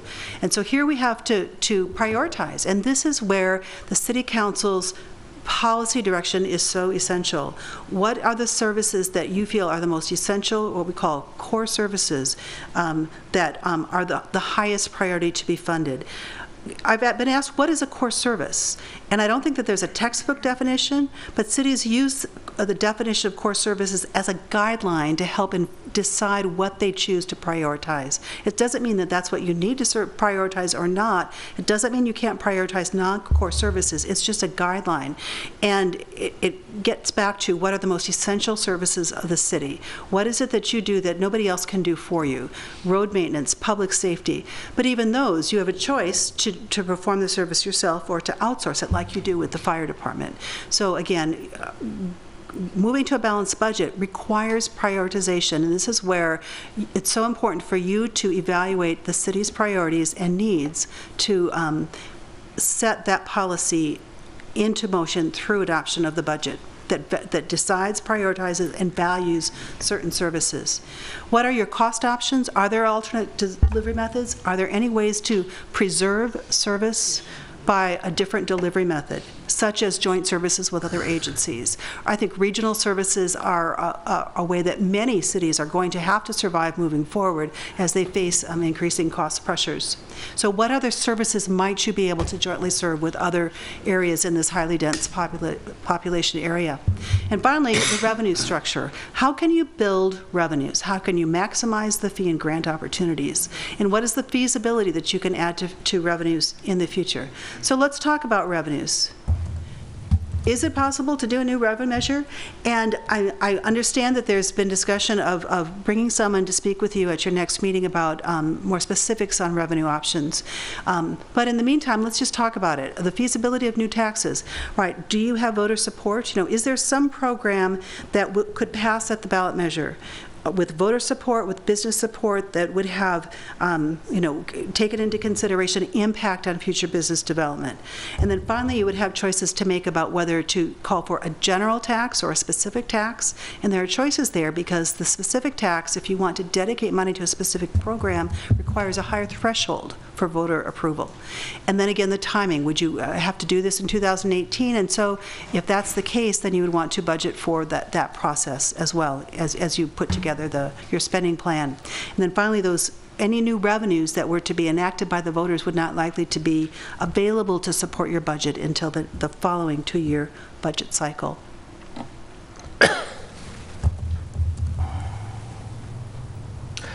And so now I'll conclude with questions for the City Council, and the staff report outlined a few, and I'll just recap them. And these are the areas that the staff is hoping to get feedback from you. Should the projections continue to assume baseline services? Are there any areas that you feel should be either expanded or reduced? Or are you okay with starting with the starting point of the baseline services that you currently offer? What about program priorities? Are there any areas that you feel are higher priorities that you want to be sure are preserved, or are there any areas that you want to look at reducing? What about reserves? You heard options from the actuary about how to invest the pension reserve. How do you feel about sending the money directly to Calpers to allow them to do their magic with their investment returns, or do you want more local control where you put this into a 115 trust where you can control how and when you spend that money? One thing that I don't think we hovered over too much before is that you remember the actuary told you there was a period of time when you're going to run out of the credit on the side fund on the miscellaneous plan. You're going to see a large spike in a particular year. One option would be to put that money aside to buffer against that spike in rates in that particular year. There are many strategies on how you can deploy that revenue. That reserve would appreciate any feedback you have on how to deploy that reserve or any of the other reserves. And finally, are there any other assumptions that you would like to revisit or discuss? That concludes my comments. I'm welcome to answer any questions that you have.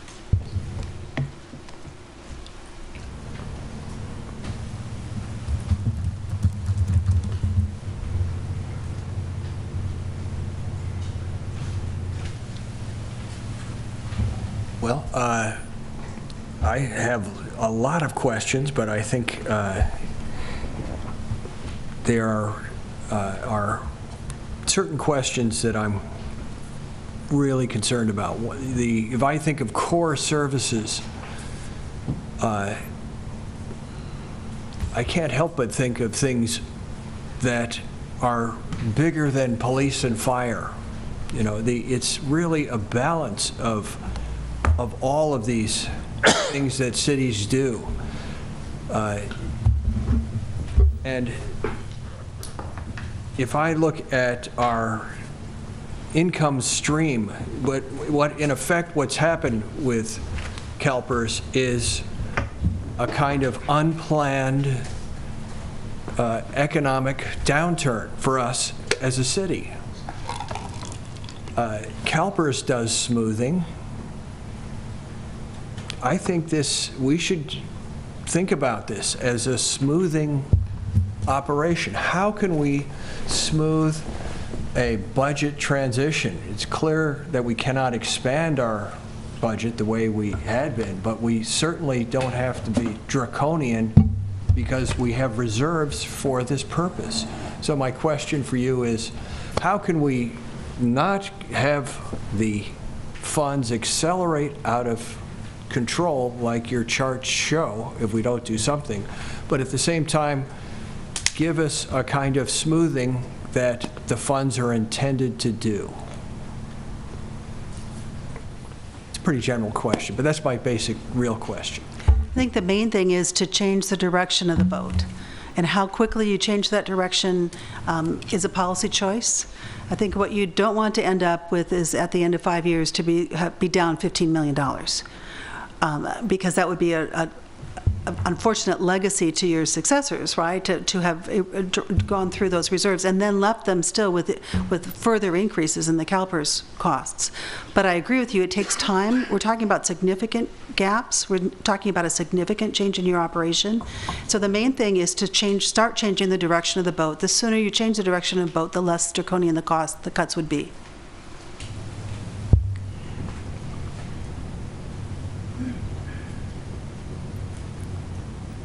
I have a question perhaps for our clerk or city attorney. I know that we have elections only in even years.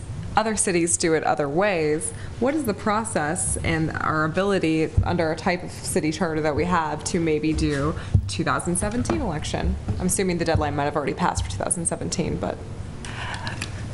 So we consolidate with the county, Alameda County, to do our elections. However, we could call a special election, but it would be extremely expensive for one thing, so that there would be that to consider. In terms of deadlines, I'm not up to date on this year's because yeah, I'm planning for next year. How much would a special election set us back? The county charges per registered voter, so, and they give you a range, so it can be something like $1.50 to $3.50 per registered voter. So for us, I think we're at about 8,000 registered voters. 7,635 last time I checked. Yeah, so it would be that times somewhere in that range, which is a significant range. I think for the last election for 2016. Yeah, 21,000, I mean, it's not nothing, but if we could put that up against a, potential ballot measure that could bring in new incomes, I think maybe we could consider that as well. Mayor, We can do taxes also... on special. Go ahead. Oh, I'm sorry. Also, regarding the election cycle, so the city used to be in an odd year election cycle, and about 4 years ago or so, we changed it to an even numbered election cycle in order to be consistent with to be able to consolidate our elections. So the city can always go back and forth, but the idea was to consolidate with the county in order to save costs. If we were to go back to an odd year cycle, we would have to enact legislation. I believe it's an ordinance, but I'm not quite sure how we did it the first time around, in order to go back to that odd year cycle. But a special election wouldn't be changing our cycle. No, we could always call a special election. Okay. Yeah. Mr. Mayor, also, June 20th, we have made arrangements to have a revenue expert from NBS Consulting to present. And so at our next council meeting, we'll be focusing on revenue opportunities, and we'll make sure that he's prepared to discuss what those opportunities might be, looking at odd years, what the cost of these measures might be, and so on. Okay, that's good. We need to look at that.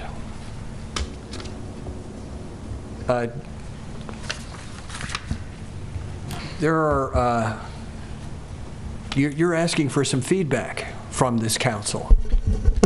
Could we hear from the public? Public comment first. Yes, okay. I think that's right. Let's hear what the public, questions the public has about this.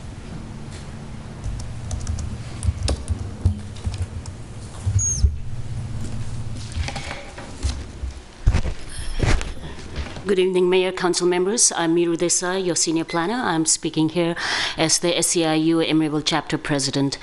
I first would like to acknowledge Susan Shea and her staff. I know they've been working really hard, and it's got to be not very easy under the circumstances. I'm going to be offering some observations and comments. First, it appears from the staff report that this is going to be first of the several meetings. There's at least one meeting planned on June 20th. It would have been nice to see a pathway to the balanced budget in terms of how it is visualized that it's going down. At this point, we don't even know I don't know how many meetings are being considered and when the final adoption would occur. So that would be good information to have. This is a very simple affair if you think about it. There's revenues and there are costs, and we have to kind of balance them. So starting with revenues, till the former speaker mentioned that, actually Carolyn mentioned that we will be having some revenue expert coming next time to talk about new revenue mechanisms. So that sort of addresses my point that we are not looking, or no new revenue mechanisms are being considered or explored at this time, but now I understand that that's coming. It would have been good to know that what has been contemplated. Speaking of the little under 40 million reserves, we believe that this provides an opportunity for some creative ways to leverage these funds for revenue generation.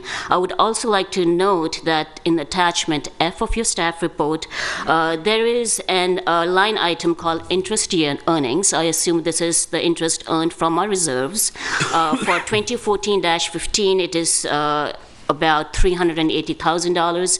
2014-15, it is $470,000. But there are no projection numbers for the current year moving forward. So this is a question that I have. Are we just being conservative? It's a dash, it's not a zero. So you know, I mean, this is not an insignificant amount of money, so I would like that to be clarified. In terms, there's also some parking fees which have not been included. I understand that in the kind of budget gap we are looking at, they may not be an important revenue or a revenue that can be projected with certain amount of certainty, but it should be acknowledged nonetheless. But ultimately, at this time, in terms of revenue, I think the easiest and the least painful way would be to consider the residual tax increment or the Boomerang funds that you have. Currently, starting from next year, 25% would be transferred to the general fund, 50% to CIP, and then the 5% and the 20%. I would request that the council consider changing that 25%. There is no rule which says you cannot change that, and that would be a sustainable way of, a consistent, sustainable source of income. Keep in mind that you are taking it away from the capital, but you also need people to implement your capital program. That was the main reason that there was a large staff increase last year, is because of the $100 million of capital program that you have. You need people to implement that, and a lot of the staffing went to public works. Now, how it went, and that's a different issue, but you can't have both. If short of your general fund, then that needs to be, and you can't keep putting money for capital improvement when you don't have people to, implement that. So that's something for you to think about. I did have a couple of other points. I know I'm out of time, but it's more that in the next time, just a little bit more information in terms of if you're going to figure out what are you going to chop. Right now we have it as departments. There is no list of what is core services, what is the current baseline services that they are projecting from. Each department we don't even know how many positions are vacant. There is a mention that there are some vacant positions, and so, some money has been saved that way. But the projections are for the full 156 people. I don't know how many people we have right now. It would be important to have by each department what are the programs that are being offered, not just public works. Public works includes a lot, but and police. I'm sure that too can be broken down to what, so that you can figure out what is core, how much do they cost, and what you can live without. Otherwise, you're left at so many $1 million in public works, so many $1 million in community development services. I find it interesting that the Child Development Center is a department of its own, which it is not. It's part of community services. But I understand that it does take up a lot of our general fund, and therefore it needs its own category, so to speak.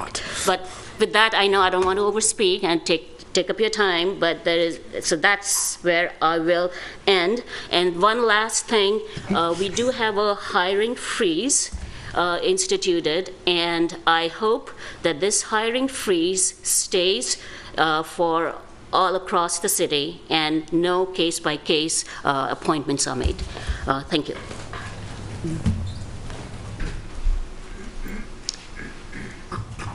Good evening, Mr. Mayor, councilors. Speaking as the chair of the Budget Advisory Committee, let me just note that this has been a very sobering beginning of a long and difficult process. I don't envy you your decision-making challenges. We'll be trying, and as advisory committees do, to give you the best advice that we can. But we'll be daunted, too, by dealing with the complexities of what faces us. It's a different era. I've been serving now on either the Finance or the Budget Advisory Committee for many, many years. Never seen anything quite like this. The previous speaker has raised a number of hard and difficult problems just in terms of staffing. So good luck to us all. Trained as I am in history, and knowing that the owl of history is a backward-looking bird, it's very, very hard to predict what's going to happen in the near future. We have unstable international circumstances and situations. We have shifts in the basic economy. Mr. Bowders and others have pointed out, for example, this tendency, this drift towards online purchases rather than brick-and-mortar retail purchases right across the country, certainly here in Emeryville. So lots to worry about. Good luck to us all. Joyce Jacobson. I want to second what Mr. Rogers just said, that this has been tremendously informative, and I'm very glad it came tonight. I see that Emeryville has the same problem I have, which is my expenditures are way outpacing my revenues. And I wish I could have some professional assistance with that. But on a very serious note, I hope you will understand that there are people like me whose expenditures are outgrowing their revenues very quickly. And the idea of a special election to assess more taxes, I would have to, I always pay my taxes. I don't take any exemptions for the school or for the PBIT or anything like that. However, at this point, I would really wonder about the idea of having a special election.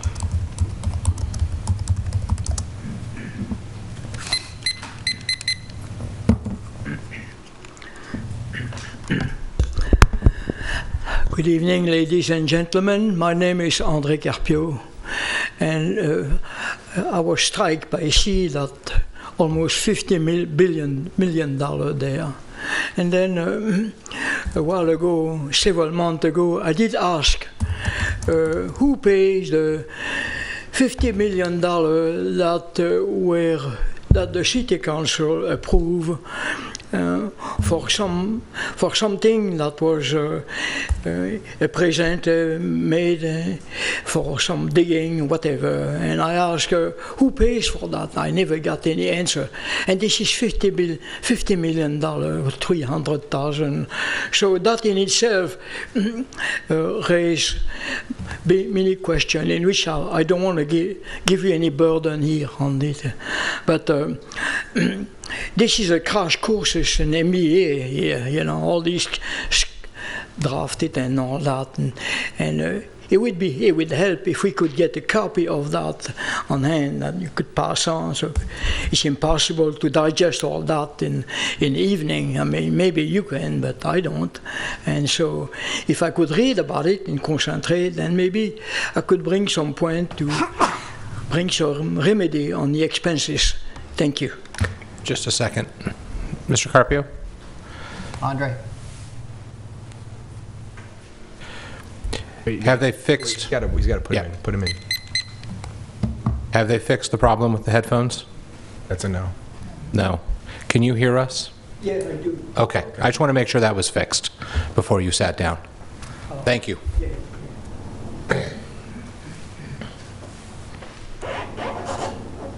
Hi, good evening. Bobby Lee here. Just really quickly, of course, I hope you can continue to consider the Emery Go Around a core service as we go forward.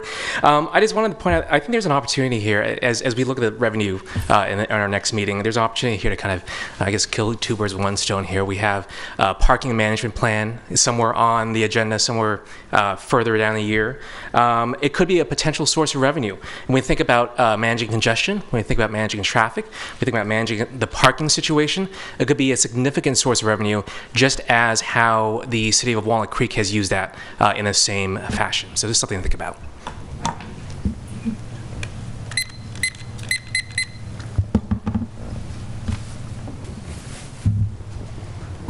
Anyone else? Okay. So I have some questions for staff. I would like to ask some questions about the Boomerang Fund. So we had the $19 million Courtyard cleanup that is currently on hold because the Department of Finance has decided for the time being that this is not a way for us to spend that money. So my understanding is that $19 million is going to the taxing entities, and I thought we got 20 cents on the dollar. So that's a little different than the 600,000 I think you quoted as us getting instead of the 19 million. The project was phased over a number of years. Okay, so you're talking about $600 over the next year, 2 years? 17, 18. 17-18. So $600,000 in budget year 17-18. Is that correct? So what happened was that in our adopted budget, we projected about $1 million when this corporation yard project came through, and we reduced our projection by $300,000. So the $600,000 includes that reduction we projected to reduce. Okay. Yeah. And I still would like to see, again, not necessarily at this meeting, but at a future meeting, just a clear chart of how this money flows under the scenarios that, we're not getting it to do the courtyard cleanup. Let's say we get an order from DTSC that we have to do this cleanup. We have to pay for it. We have to figure out a way to pay for that. And then, again, with our whatever we recover from the parties that are deemed responsible for ultimately, putting these items in the soil, how that flows back into the system. Because I'm not 100% clear. I still don't understand if we are able to recover the funds for the cost of cleaning that up. Do those go through the taxing entities, or do they come to us directly? Where do we sit at the end of the day is what I'm trying to understand. And the other, while we're on this topic, one of our speakers did bring up, revisiting our policy on Boomerang funds, and that's, if my colleagues agree, that's something that I would like to take a look at, if not for the long term, certainly for the short term, while this money isn't being spent on this very expensive cleanup. Can you go back a couple slides to the shortfalls? Right there.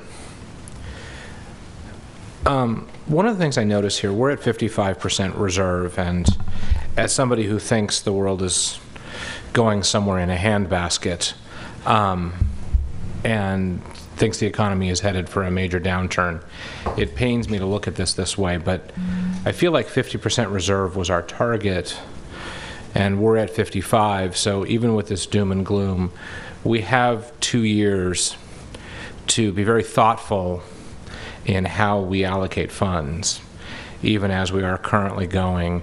And while I remember buying my house here a long time ago and appreciating the property tax, I think I voted for just about every tax increase on that property since.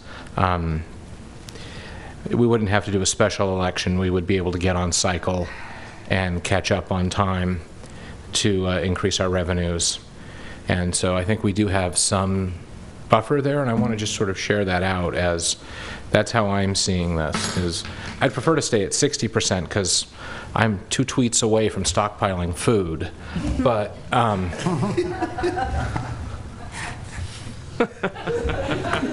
sorry. But you stockpiling food. Yeah, stockpiling food. Yeah. Please purchase it at a local store. Never would have imagined. Yeah, I'm an online shopper, okay? I'm going to admit that. So, but I think going to 50% is still a reasonable, fiscally responsible way to allow us to really attack our budget, because I think we all see core services slightly different. And I think everybody in the room probably has their priorities. And I know the ECDC is low-hanging fruit, but it's a core service to me.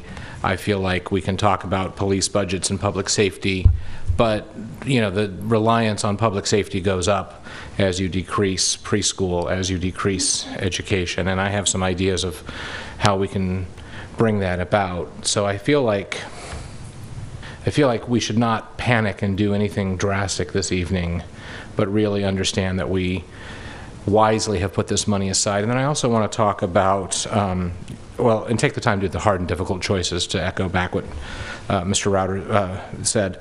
But I really have a question about PERS. I feel like this is almost a white whale or a black hole. I think any amount of money we throw at it, this problem is going to be there and looming over us forever.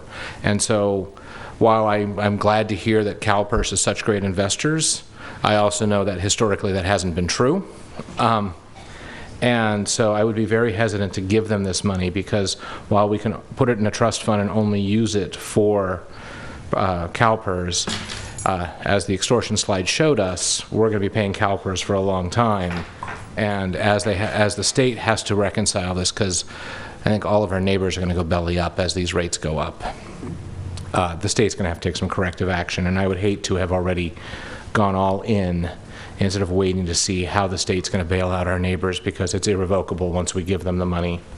And so I just want to throw that out there as well. I think it's really important we maintain some control, because while we're doing a good job on our budgeting, our neighbors are not.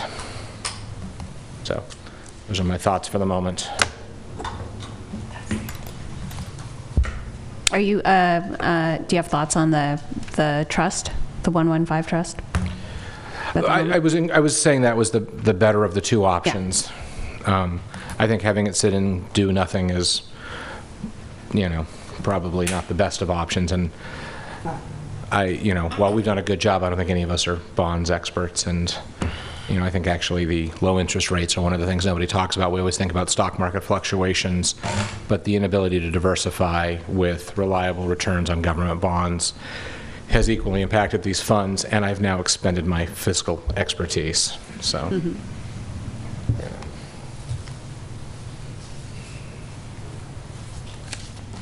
I think we're going to have to really look department by department and see how much staff we actually have.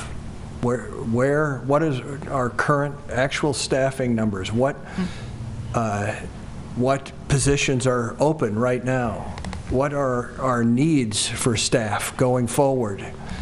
And I think just leaving things the way they are is not our solution. I think we have to really look at it department by department and do the hard work of thinking about how we want our city to function and where we should spend our money. And I just think that we're going to have to spend some time doing it. Thank you for that, because I think the time is the critical piece.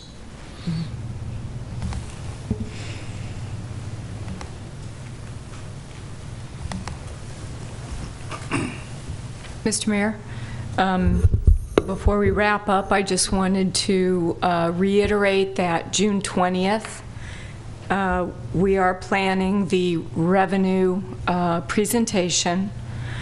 We are also going to pick up the Q&A that we have been hearing tonight and the request for additional information. We'll be putting those together.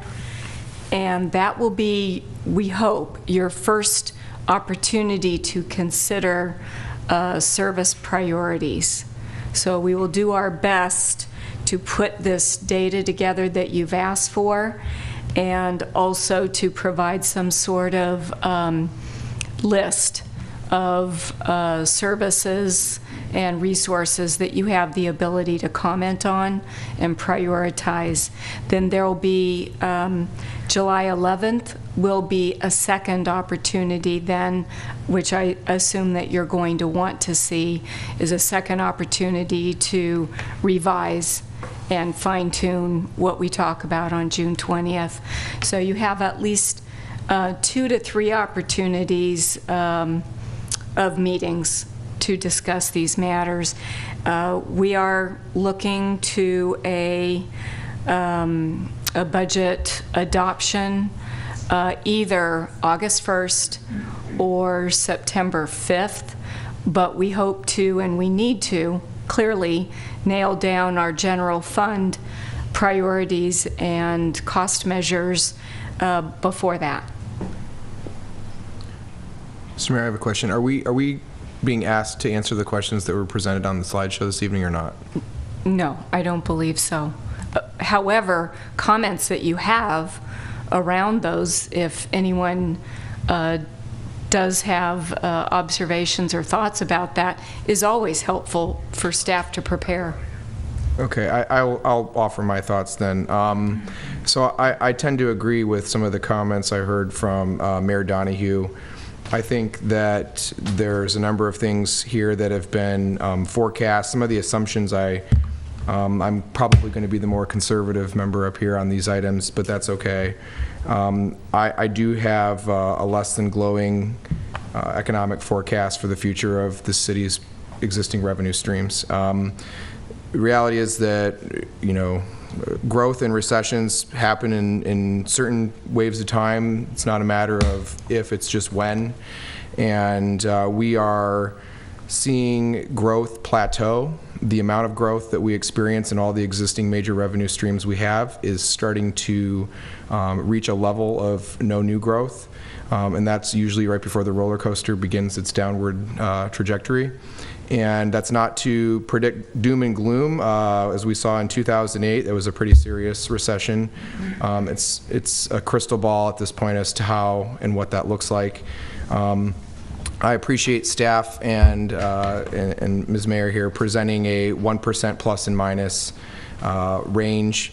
That is a very moderate approach to examining the range for the budget. And so when you go back the couple slides that Councilmember Pats had us go back, the percentages that are up there, yep, back the other way, thank you. The percentages that are up there, you notice that this is assuming the Economic Uncertainty Fund doesn't change. And so those percentages are a decrease of the total overall expenditures of this city without any investment or expenditure being made. So to expend the Economic Uncertainty Fund would very quickly take this below 52%. And as a result of that, that's putting your chips on black 8 and saying that at the same time that we're doing this, the sources of revenue which contribute to, I wrote down when I had you go back on that one thing, over $25 million of our city's revenue is from highly volatile markets. It's from transient occupancy tax, utility users tax, and sales tax. And those are sectors that I do not think are currently faring well, and I am hesitant to put my stock in their success even for a brief 2-year period while we rely heavily on reserves. I think that residents are entitled to a balanced budget that comes from making very precise cuts to programming, precise cuts that reflect structured balance going forward. I think preserving 50% of our Economic Uncertainty Fund is very, very important to actually dealing with a 2008 situation in the future, which we don't know if 2019-20 will be that year again. We don't know. And to the points Mr. Reuter made that were very well made about the federal administration and other things going on at that level, I think this is I'm obviously advocating a more conservative approach here than I'm hearing from others, but I really think we need to be very, very careful and selective about how we choose to do this, because if we use reserves and we say we'll give ourselves 2 years in this next budget cycle to identify new revenues, I hadn't heard people really talk much about making cuts. No one likes to make those. They're very politically unpopular, but the reality is that that's this job. And we need to find a way to live within our means, and when we have done that, then find ways to grow our revenue stream in our economy. I think that once we have identified and managed our weight, as it were, I'm more comfortable going back to the ice cream bar. So it's just how I feel about it personally. I'm open to a conversation about the use of boomerang funds. I, again, am a little hesitant to start making broad changes to the policy guidelines that we established in the last 4 months. I think that it's never bad to revisit things. I just caution against doing things that help us evade dealing with the real issue. And the real issue here largely is pensions, and we have to be very serious about this. And on the item of the options that are presented about spending towards the pensions, I prefer a mixed investment approach. I think I heard that about 50% of the annual pension contribution is kind of what's necessary to make a fund like a 115 trust successful. We have about $13 million to work with. I support putting about $7 million of it into into a fund, and I support putting about $5 million of it as a down payment. It's just like making an advance payment on the mortgage of your home. If you use the right scheme, you can reduce interest over time. And to me, this is not about just looking at this 5-year window. I'm thinking of the people who will live here in 20 years, who will inherit those very high bar graphs where pensions are 50% of salaries and the contribution level. And I just think we have to be mindful of that and resist the urge to look at this in 2- and 5-year frames and think holistically about how to solve the problem which has been presented, which is long-term funding of pensions. So those are my comments. I thank staff for the extensive presentation, and I know we're going to have to be making some tough decisions, and I really appreciate what my colleagues have brought up. I will look forward to staff analysis on differing scenarios of how to pay down our pension debt. And I just wanted to add one of the core areas that I think is very important in this community as youth services. Councilmember Pats has already mentioned ECDC, but I just wanted to put in a word for after-school care and summer camp provided by the city of Emeryville, because these services allow people to be in the workforce and be a part of the economic engine. And I think they complement our school. They actually may be what draws some people to our school district. So I just wanted to note that while we go forward thinking about this process. Member Bowders, I want to be very clear. I'm talking about making cuts. I don't want to give the illusion that I'm saying, oh, we can fix this on the revenue side, because like I said, I think this economy is very shaky at best, and I just want to make sure that we make the right cuts, because I think we made some not so great projections and we increased staff significantly, and so I want to make sure that we unwind that process in a thoughtful manner. And so, and I agree with you on the paying down the mortgage, but I also worry that sometimes you do that and you lose the tax benefits, and so it's a very complicated formula. I agree. And so I like your balanced approach. I share that balanced approach in general, but I think that we want to make sure that as we approach, we're not overly cautious, because I think we can throw as much money as we want and we're never going to make PERS happy.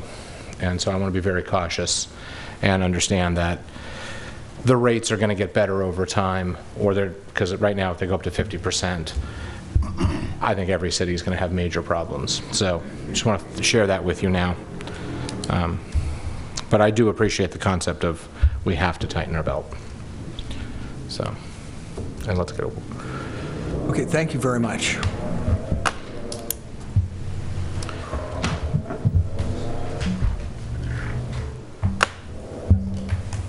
Okay, with that, I close the study session. Before we start the next agenda, could we have a 5-minute recess? Yes, thank you. 5 minutes, you said? Yeah. Okay. You said, put it right here. Seriously, I'll die like a little Lincoln log cabin. Find a place in town that sells them. I can't buy one.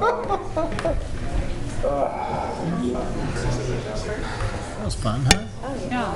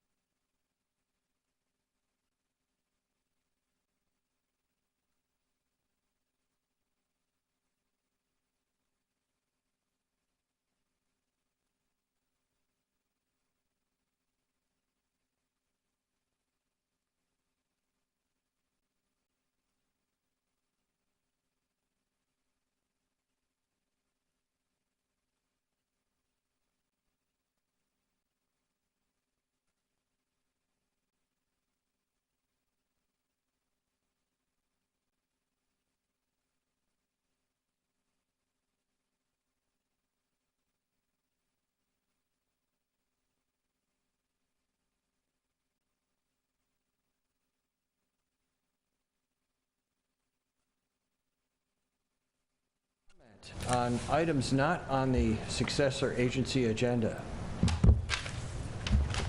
Okay, seeing none, ex parte communications about anything on the successor agency agenda? No. Move the consent calendar. Second. Moved by Vice Mayor Bowder, seconded by Councilmember Pats. Councilmember Martinez? Aye. Councilmember Medina? Aye. Councilmember Pats? Aye. Vice Mayor Bowders? Aye. And Mayor Donahue. Aye. Okay, that, we have no action items. That closes the successor agency. And now we're on to the regular city council agenda.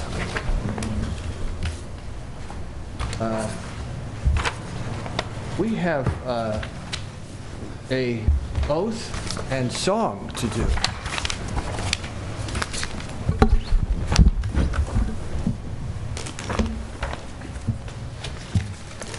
I, Diane Martinez, solemnly pledge that I will support and defend the Constitution of the United States and the Constitution of the State of California as I discharge my duties as a city council member for the city of Emeryville. Okay, now we could use some help with this song. What's your name? My name is Kat Zidane. Thank you for being here. You're welcome. Kat. Waiting for Wait, all that. and I just love that. Yeah, well. Okay, so this is going to be your starting note. And I'll count you in. 1, 2, 3. This land is your land. This land is my land. From California to the New York Islands. From the Redwood Forest to the Gulf Stream waters. This land was made for you and me. Thank you, Liz.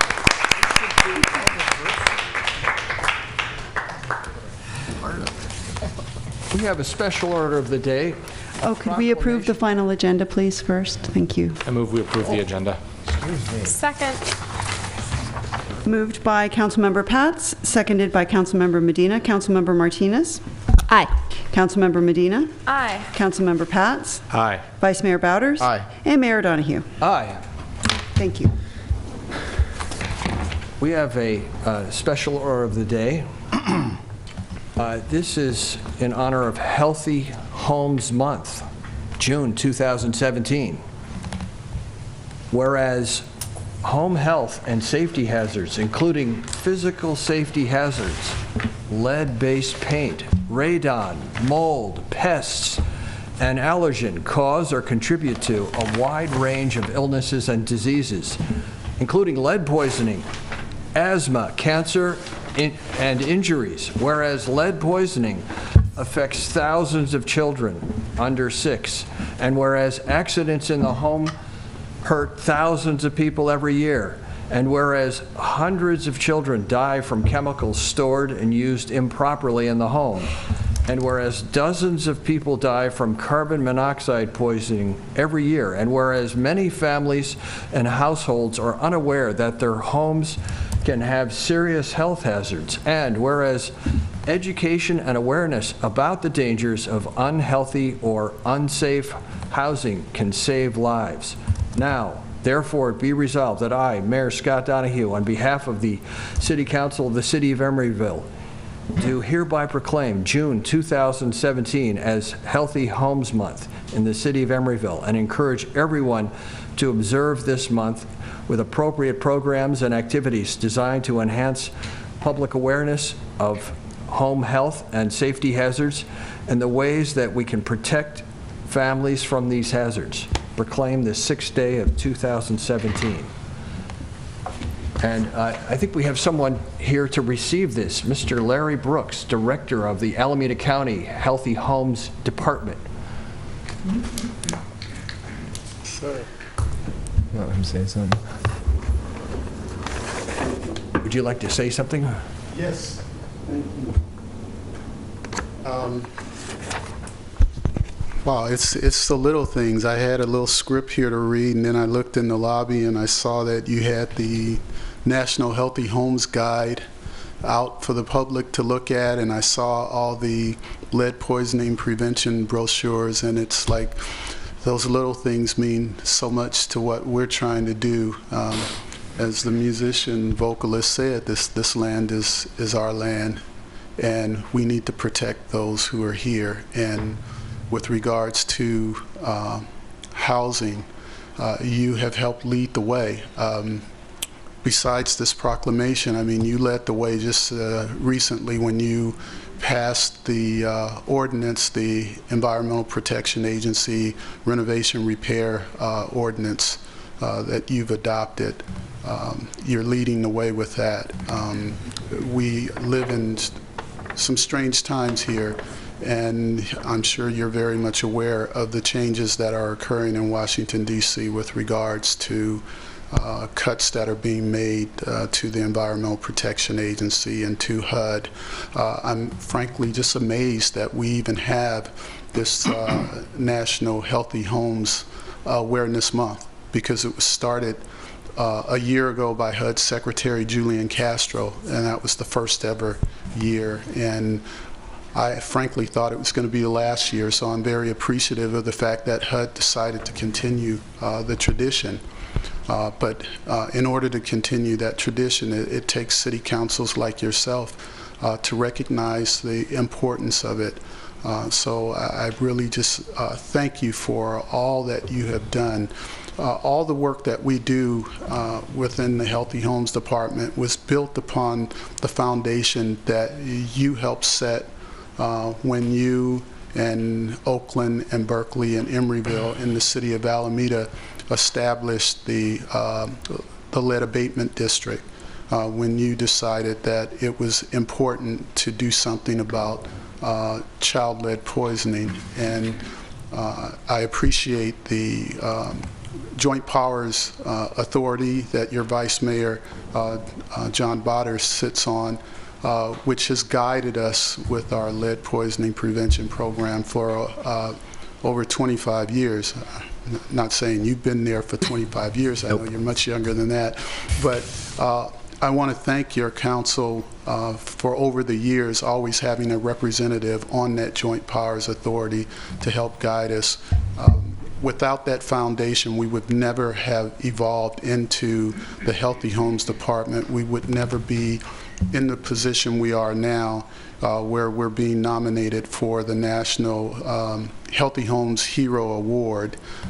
We were featured just last month on the PBS network for the work that we're doing with the child asthma prevention program, reducing the number of visits to the ER room for children with asthma, the work that we're doing with senior injury prevention and the national recognition for that. Again, none of the things would be possible if not for the fact that you took a stand and you continue to support us in the work that we're doing with healthy housing. So with that said, thank you so much for this proclamation. We will be sharing it with all of our colleagues at the Healthy Homes Department, as well as with the folks there at HUD, in hopes of sending a message to all of them that healthy homes principles are still important, and that there are folks out there like yourselves who are supporting the work of healthy housing. So thank you. Thank you very much. Thank you, Larry.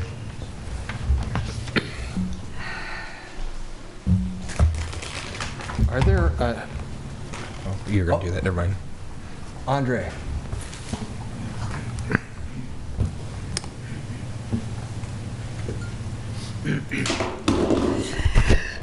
I will take this opportunity to raise an important point about the environment and the pollution, and that is the composition material that is used for the roofing, for the roof. If you would take an experiment like I did, you take some roofing material, new one, not the old one is even worse, but the new one, and make a bucket with it, and you leave water in it, the bucket, and you'll see after a week, first you will not find any larvae, but the water turns yellow, and the water turns yellow because the base of the roofing material is bituminous petrol base, and it dissolves little by little because of the sulfur content of the base material of the oil and that you cannot prevent. It's part of the chemistry of the fossil fuel. There is a special process to remove, but it's very expensive. They use that for space shuttle as the fuel, but not for regular use, not for truck or diesel. The other point is that the bituminous material, when it decays, it flakes, and when it flakes, it's carried on when it rains, and you don't see really in a water that goes down the bay. But if you wonder why the marine life in a bay is dead, that's because of the roofing material that has been flushed into the bay for so many years. And conveniently, the roofing industry has been able to shut everything down. There is nobody talking about the toxicity of what they sell, because mainly 90% of the home of the roofing material that are bituminous based. And that doesn't include the element of asbestos, that doesn't include the lead, and also you have to remember that when steel are made, they add lead in a steel, and the reason they add lead in a steel is because the glycerin of the steel makes it easy to machine. So when steel rusts, automatically what comes is the lead, because the lead doesn't decay. It has decayed from radium and bismuth, and the lead is the end product. So the steel rusts and the lead is being exposed through the rust. So when it ran to the rust, then the lead is carried on the bay and whatever. And so you have a huge amount of rusting on the steel, and the paint doesn't do it, because of the crack. This is where the rust starts, and it propagates much faster than you may think. So thank you. Thank you, Andre. Announcement of commission and committee vacancies. So just when we get everything all staffed up, it's time for terms to expire. So at your next meeting on June 20th, you will interview and make appointments for planning commissioners, as well as several of our community advisory bodies. We have a lot of good new applicants, as well as many good returning incumbents. So we'll have a special meeting where you'll have a chance to do brief interviews and make those appointments on June 20th. We'll be inviting all those. I'm sorry. Are there any incumbents for planning commissioner who are not applying? No. Okay. And yes, we've invited all the applicants to attend, and they will according to their availability. And so you'll be able to call up the ones who are present to speak to them if you like. Thank you. Thank you. I have a quick question as well. There was a request from the BPAC to increase the number of members they have. Oh, can we handle that at the next meeting, or? No, they'll have to. I think they're meeting. I think they met yesterday, and I assume that was requested it. Yes. So that will have to be an action of the council, an agenda item to approve that. Okay. So that'll come as soon as we can get that on the agenda. Wasn't that what you were asking? Yes. Making an agenda item? But I'll add it later on. I didn't know if we could do it as part of the process that was already agendized or not, so Got it. I'll add it. Okay, council member special announcements. You want to go first? Sure. I had started talking about our youth services earlier in the evening, and I just want to let people know that they have through Friday to sign up for Emeryville Summer Camp at ECCL. And I also just wanted to highlight that our aquatic program is in full force again. So we have weekday summer swim lessons and Saturday group swim lessons, as well as the pool being open for lap swim, aqua aerobics, and rec swim at different times. So if you're looking for more information on that, you can go to emeryville.org and look up our activity guide. I have two items. One is that tomorrow from 10 a.m. to 1 p.m.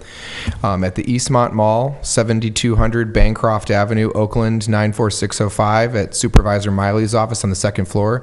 There's a free live scan event. It's being sponsored by BOSS and Californians for Safety and Justice. BOSS is building opportunities for self-sufficiency.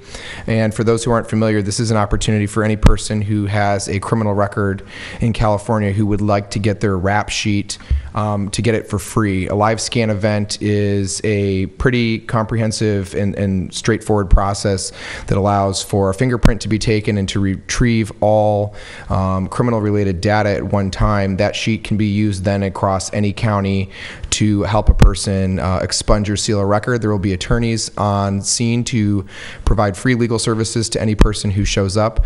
A typical live scan costs anywhere from $60 to $110, and it's being offered free with the courtesy of several philanthropic groups and being provided by these organizations. And so if you or anyone you know has an old criminal record and would like to remove that for housing, jobs, or any other purpose, self-satisfaction in your life, I encourage you to go between 10 a.m. and 1 p.m. And my second item is, we didn't have it as a item today, Mr. Mayor, for a special proclamation, but if the council would be supportive, June is Pride Month, and as an openly gay elected official, it would be totally derelict of my responsibilities to remind the community that LGBT people live here in the community, and I would like us to agendize that for the second meeting in June. And we have a flag. And I would like to see the flag flown. The flags were ordered to be put up today, so you. hopefully they find them and put them up by tomorrow for the whole month. Thank you. I caught the clerk earlier today about that. Anything else to report? I always forget where committee report outs go in, but I was able to... At the bottom. It's at the bottom? I didn't see it. 13. 13, then I'll wait till 13. Okay. 13.2.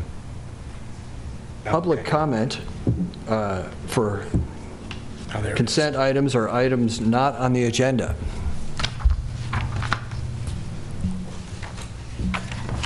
Okay, city manager's report. No further report this evening, Mr. Mayor. All right. Ex parte communications. Items on the consent or on any other part of the agenda. I received an email communication and a voicemail from Jenny Lynn at eBase. I received a voicemail. I haven't had a chance to listen to it because it just came in today. I received an email from Jenny Lynn. Yeah. I think I also received an email. I received the email as well. I think I got the email as well, yeah. Okay, consent items. Move the consent calendar. Second. Moved by Vice Mayor Bowders, seconded by Councilmember Pats. Councilmember Martinez? Aye. Councilmember Medina? Aye. Councilmember Pats? Aye. Vice Mayor Bowders? Aye. And Mayor Donahue. Aye. We're going to action items 12.1, update on Fair Work Week implementation.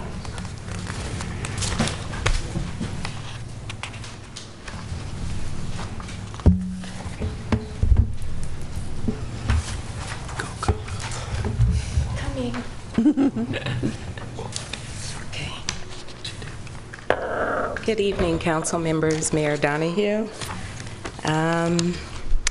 I am here to give you an update on Fair Work Week implementation and procurement, the last piece of our procurement. And also, we're requesting a resolution authorizing city manager to execute a PSA with the labor compliance managers for enforcement. Let me just, okay. So the first part of my presentation will be brief because you've heard it probably about 3 times already. So feel free to ask questions, but I kind of condensed it down.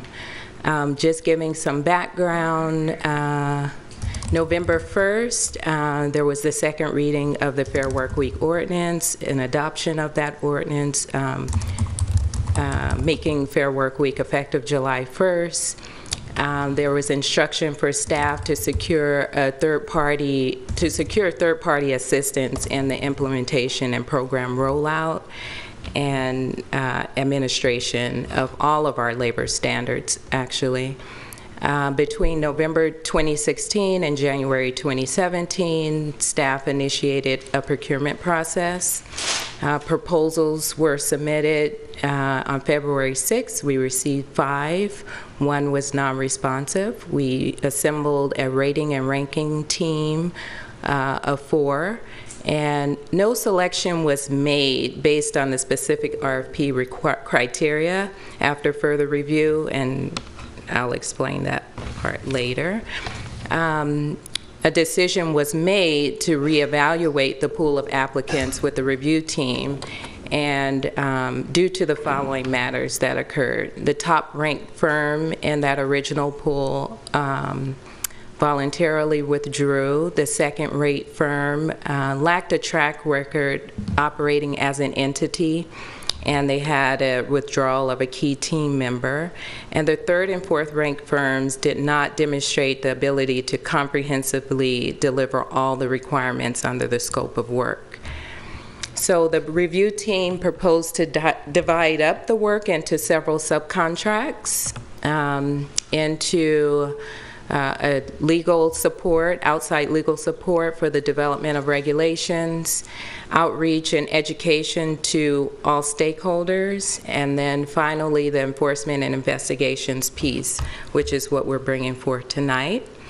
On April 18th, staff presented another update on the process along with a recommendation to approve a contract with Mills College for $182,218.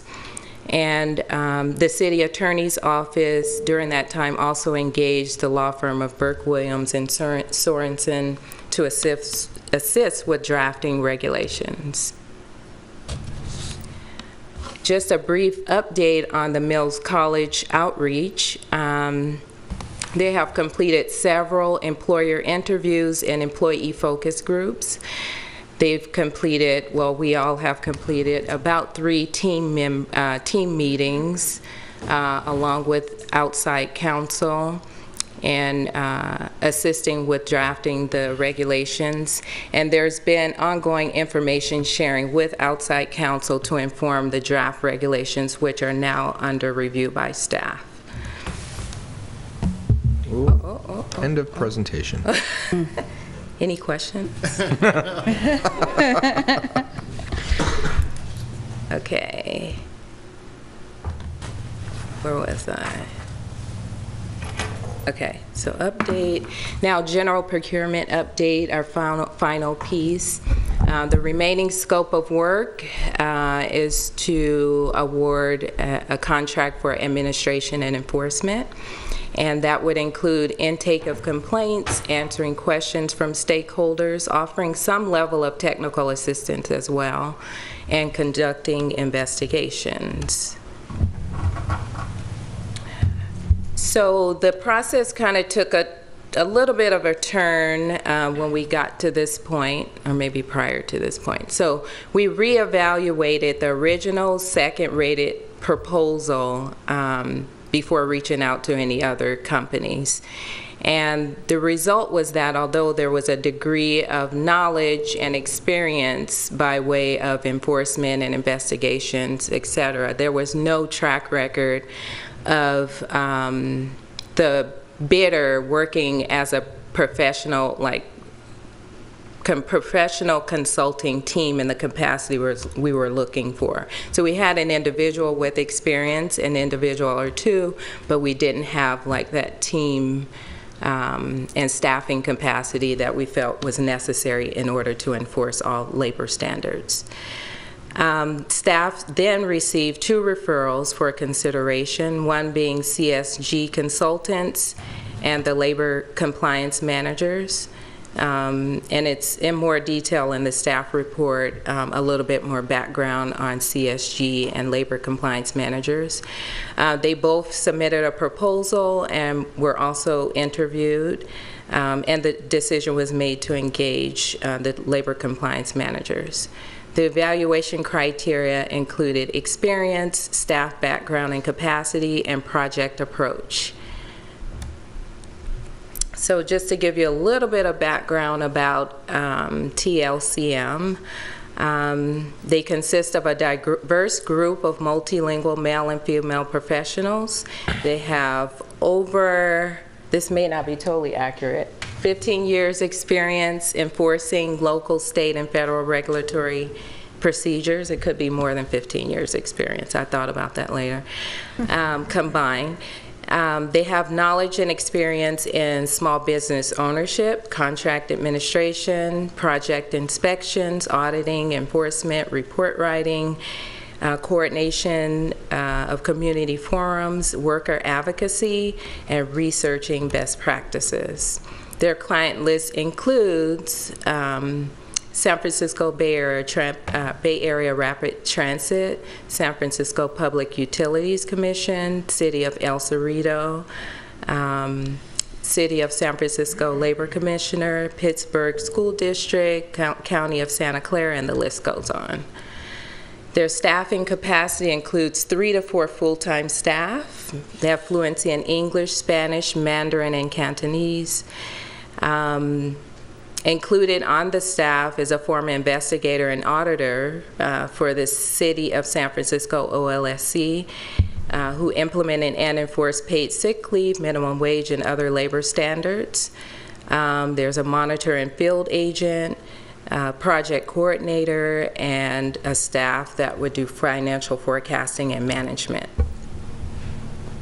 Project experience, again, includes background in labor standards enforcement, stakeholder education meetings, auditing, coordination of project activities with other consultants.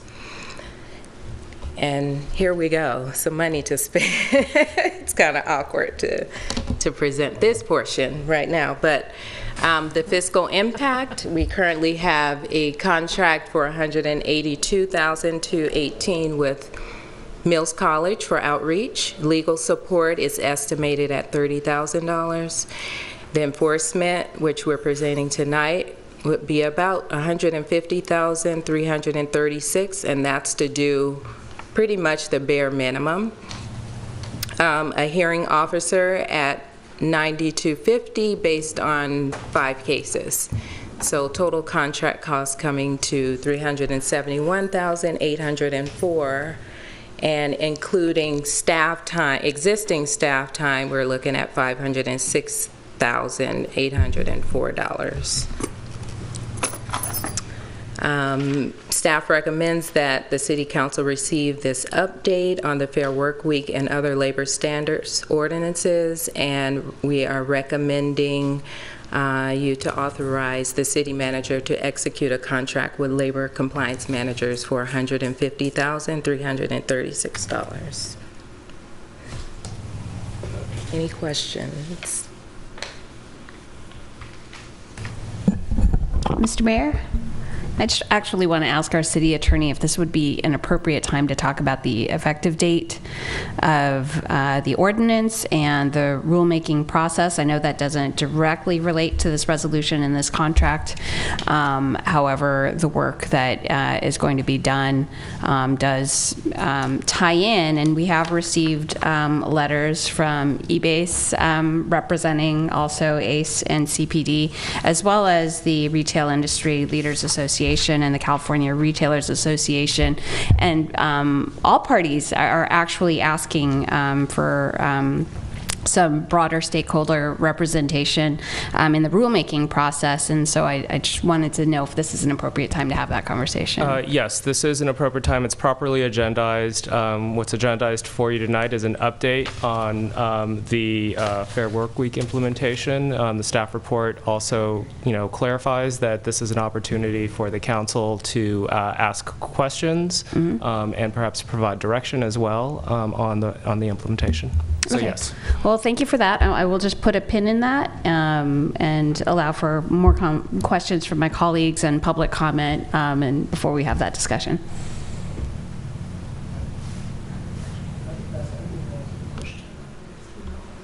We're doing clarifying questions right now. Any further? Okay. Thank you very much. Public comment on this. April, don't go far.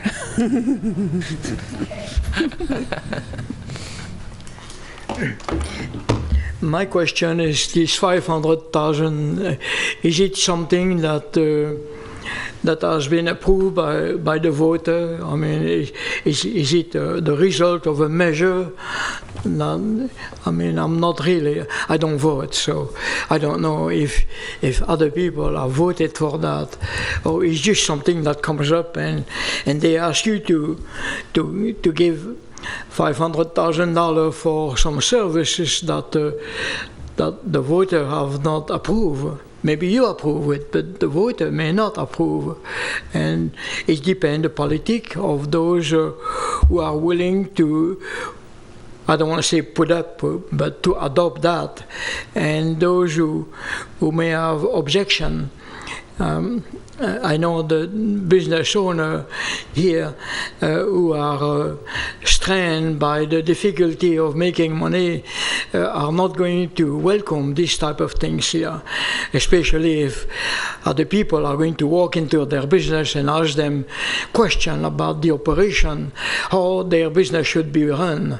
And so, as for myself, I'm not really excited to see that going on. Thank you.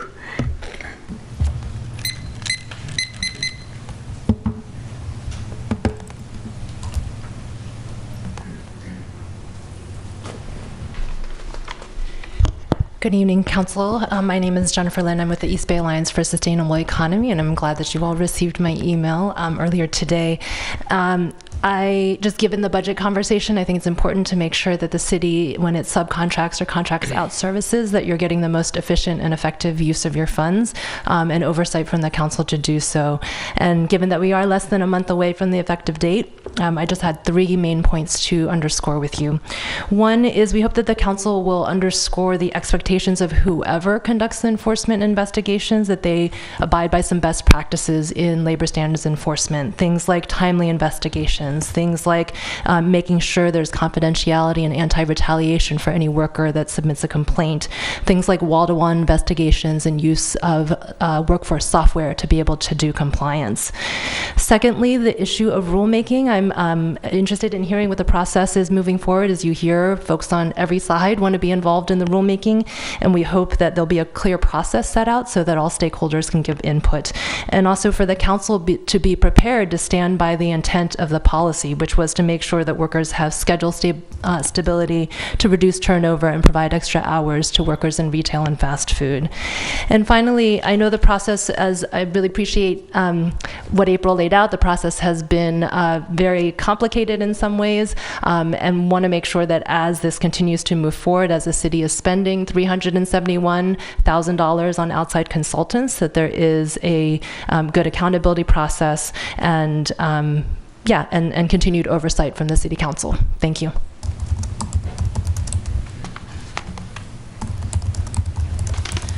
Good evening. My name is Lynn Robertson. I'm the principal of the Labor Compliance Managers. I want to thank you for allowing me to speak for a few minutes.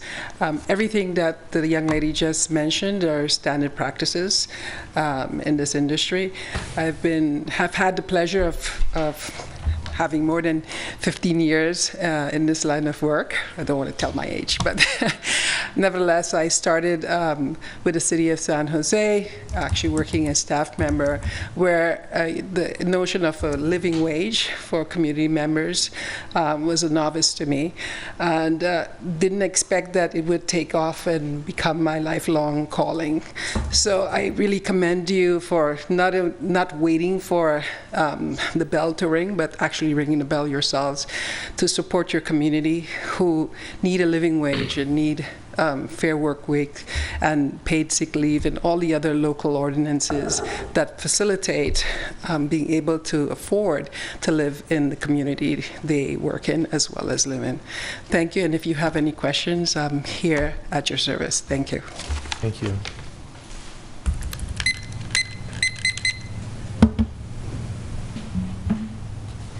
Anyone else would like to speak on this item?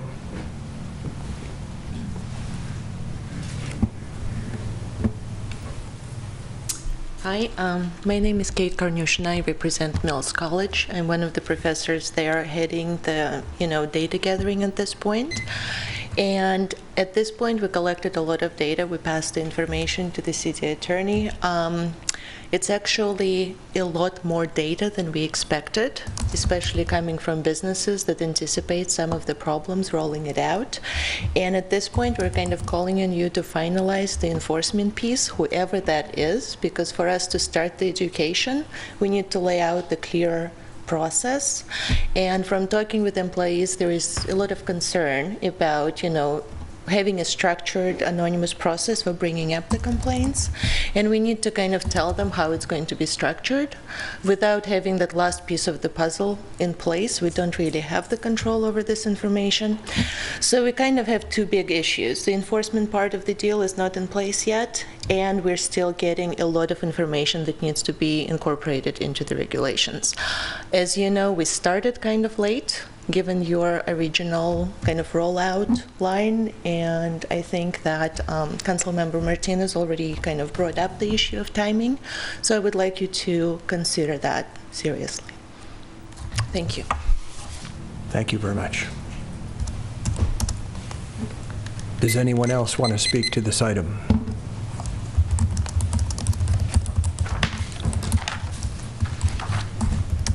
Well, I want to appreciate the applicant for the contract for addressing the issues that Jenny Lynn from eBase brought up regarding the timely investigations, commitment to confidentiality and anti-retaliation, and wall-to-wall investigations. I did want to ask about workforce software, and if you wouldn't mind letting me know if that's something that is part of your investigations, kind of the wall-to-wall approach, understanding what all workers' hours are so that complainants are in context. Yes, typically we do use a software to review records by employers. Some employers, especially small businesses, may need a little bit more hand-holding, and so I'm an advocate for prevention is better than cure. Obviously, enforcement through education is the approach that the city is taking. Mm-hmm. The software, it depends. There's software that's being used primarily in the San Francisco Bay Area that may or may not be applicable for the type of labor enforcement that you're asking for. Oh, I think we might be talking about two different things. So I think I'm talking about the actual scheduling software that they're using at the retail and fast food establishments, and being able to review that information. And I know that the Center for Popular Democracy has been working closely with software developers to refine that software so that it does the things that employers need it to do in terms of keeping records and staying compliant. We do have vendors that are familiar with that we believe will be able to facilitate that process. Okay. We work with a number of other agencies that facilitate coming together in a holistic manner to meet your city's goals. Great, and I would just I would urge you to use CDP as a resource because they have formed those relationships with the companies that actually make the software. I think that they might have some guidance in that area. We will definitely be following up with April about that. Great. Thank you. Thank you. Comment a little bit. Sure. Because it keeps coming up, I think. So one would be, I have spoke to someone in Seattle about the software issue, and they agreed to share resources because a lot of these companies are nationwide. Yes. So they will share resources with us, and we can kind of provide it as needed. But I think during the outreach piece, we did find out that that is not always the issue, and it could be like, let's just have this as a resource for them, but not go in saying that you need this software. Yes. Some of the companies already have sophisticated software, but Molly may be able to speak better to this, or Kate, but what's coming up is there are so many fine details to the Fair Workweek ordinance that they have to kind of refine things based on what our requirements will be as far as how do you document, these little small details, and how do they maybe manipulate the system that they already have. Yeah. So it's a little bit complicated, but I have kind of put the word out there to have resources available. Yeah, and I'll pass that along to the enforcement team. You're absolutely right, and it's going to be a two-way street between, well, maybe it's more of a grid pattern between the businesses and the city and enforcement and everyone trying to improve upon this system, because it's going to be, it's complex. Yeah. If I may just step in very quickly. With various businesses that we interviewed already on both the managers and the employee sides, a lot of them have established systems. If you use the Dayforce or When to Work, it's kind of completely different types of the software, but they're well established. The businesses feel like they don't really want to switch to a different software. They also feel like that would be a push kind of to alter their practice for one ordinance. They don't feel it's very fair. And what they're working on right now, actually ahead of the rollout, is trying to establish the process into kind of complying with the existing tools that they have. Unfortunately, the regs are not ready, so we're kind of discouraging them in a way from getting the trainings done, because we want to see what the final versions would look like, because for us as educators, that's pretty irresponsible to start training people before we know all the details. So we're gathering this information. We will, of course, share it with the enforcement team and kind of work together.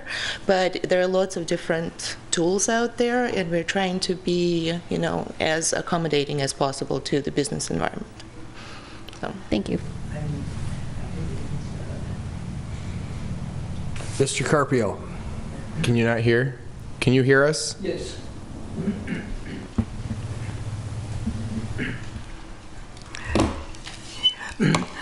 I listened to all the pros there, and there is one thing that has been missing, is that the relation between the employer and the employee. If an employee complains here, of course it's anonymous, it's hearsay, but again cannot be proven. So anybody can make up anything, and I could talk from the record here. But what I'm concerned, I haven't heard a word about it, is the legal aspect of the employment of the employee and the employer. In case if an employee gets dismissed, where is the room for the hearing here? No hearing. So out the door and no hearing. Dismiss, out the door, no hearing. I mean, these people don't talk about anything like that. And this is an employee issue here, not an employer. So if an employee is not guaranteed a hearing here, then all this is a cloud. It's something that is give a job to all those people and $500,000, and I'm not going to go for. Thank you. This has to go up. This has to be approved by the voter. You just cannot go recklessly like that. It's too much on it. Anyone else to speak on this issue? Okay, some discussion. So we've heard from various stakeholders and now from Mills College, who's doing our outreach and data, that the rulemaking process, that there's a call for it to be robust, for it to be transparent. And so the question is, we have an effective date of July 1st. Would council be willing to have staff analyze an expanded schedule whereby the rulemaking takes a little more time? I'm not saying a lot of time. I think staff needs to look at exactly what kind of time we would need. But for all these stakeholders to have a draft and an appropriate comment period, maybe a week, to get their comments back in, for staff to work with that and then publish the rules.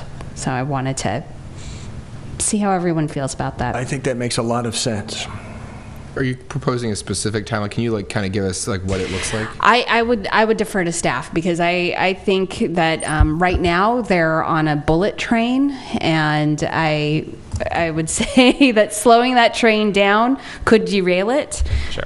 So I would certainly want to know what you can do. Sure.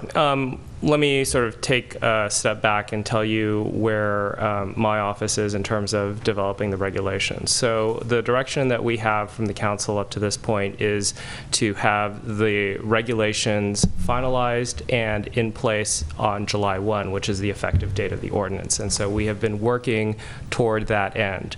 The issue then becomes how to build in a public process or a process for public comment on draft regulations by that July 1 date, given that, as you heard from Mills, that we are still receiving information from their outreach efforts that inform what the regulations look like.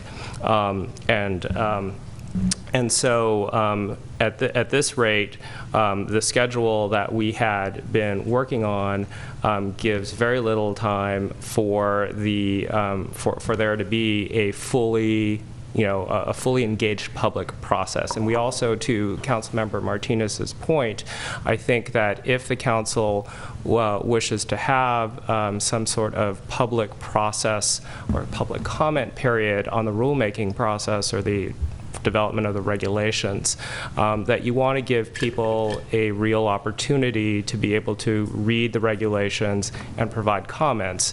So something like a 24-hour, 48-hour, 72-hour public comment period probably, may work for a schedule, but doesn't really leave people a lot of opportunity to provide meaningful comment. In addition, there are some practical issues that we have in terms of developing draft regulations that would be ready for public consumption before the July 1 effective date. We would also need to, for example, need to translate translate that into the languages that we are going to be eventually publishing all the materials in as well, and so that takes some time to be able to process that those materials effectively. So that's kind of the background of where we are. If the council so wishes, the council can direct that the regulations be published and finalized after the effective date.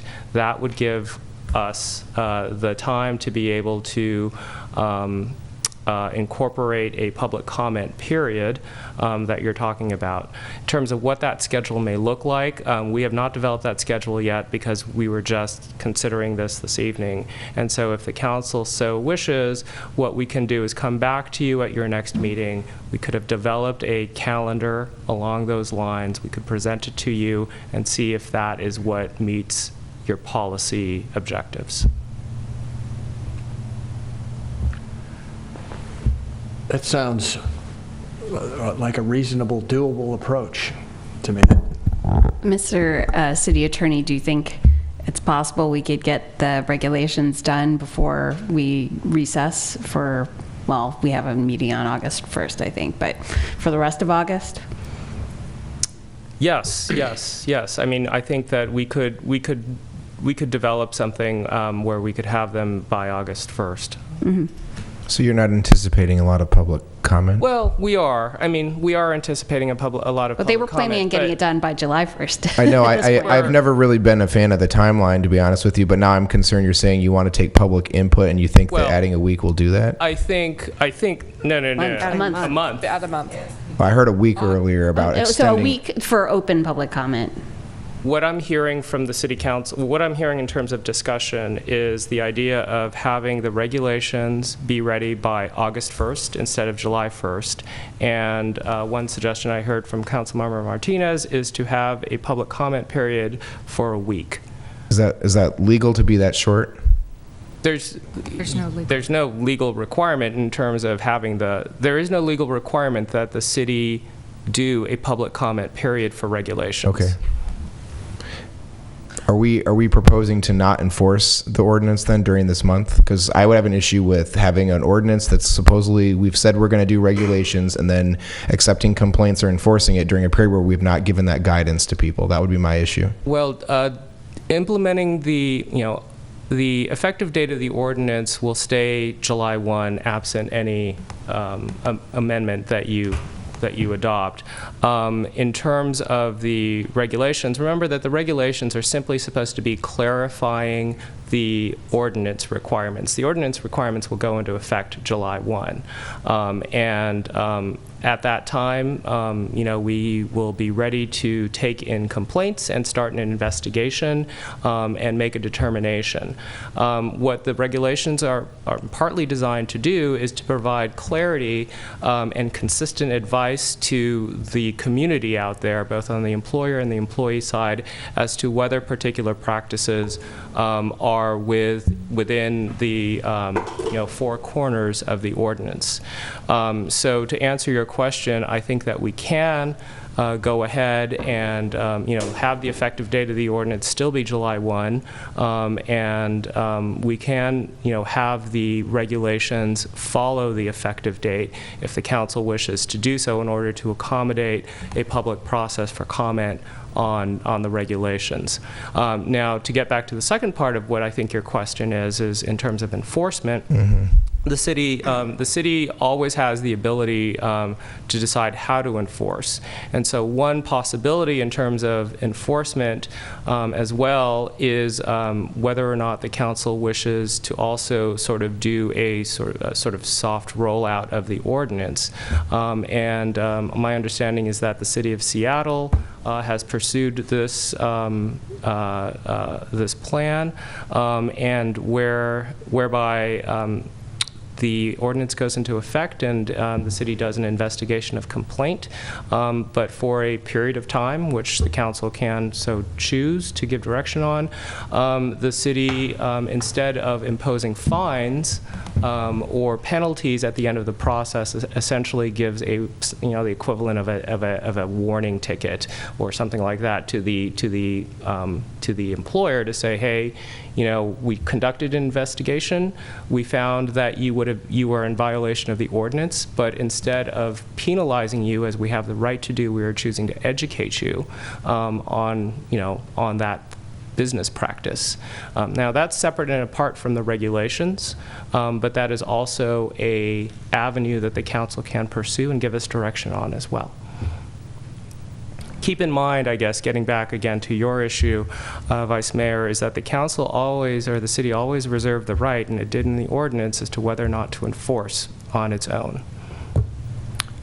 I support the time you're asking for. I support not enforcing until we've given people clear, singular instruction. I'm very concerned about doing enforcement, even with corrective letters. I don't know how we would correct somebody when we haven't approved regulations. And so for me, rulemaking is key to good implementation. And I support implementing this policy correctly and giving people the clear guidance and the time. I'm hearing everyone say that I'm not against that at all. I am against not having that all out at comprehensive time. And so I don't have a problem. I don't want to change effective dates and things, but I am opposed to enforcing. I think we should exercise our option to not enforce until regulations are complete, because I think that's important.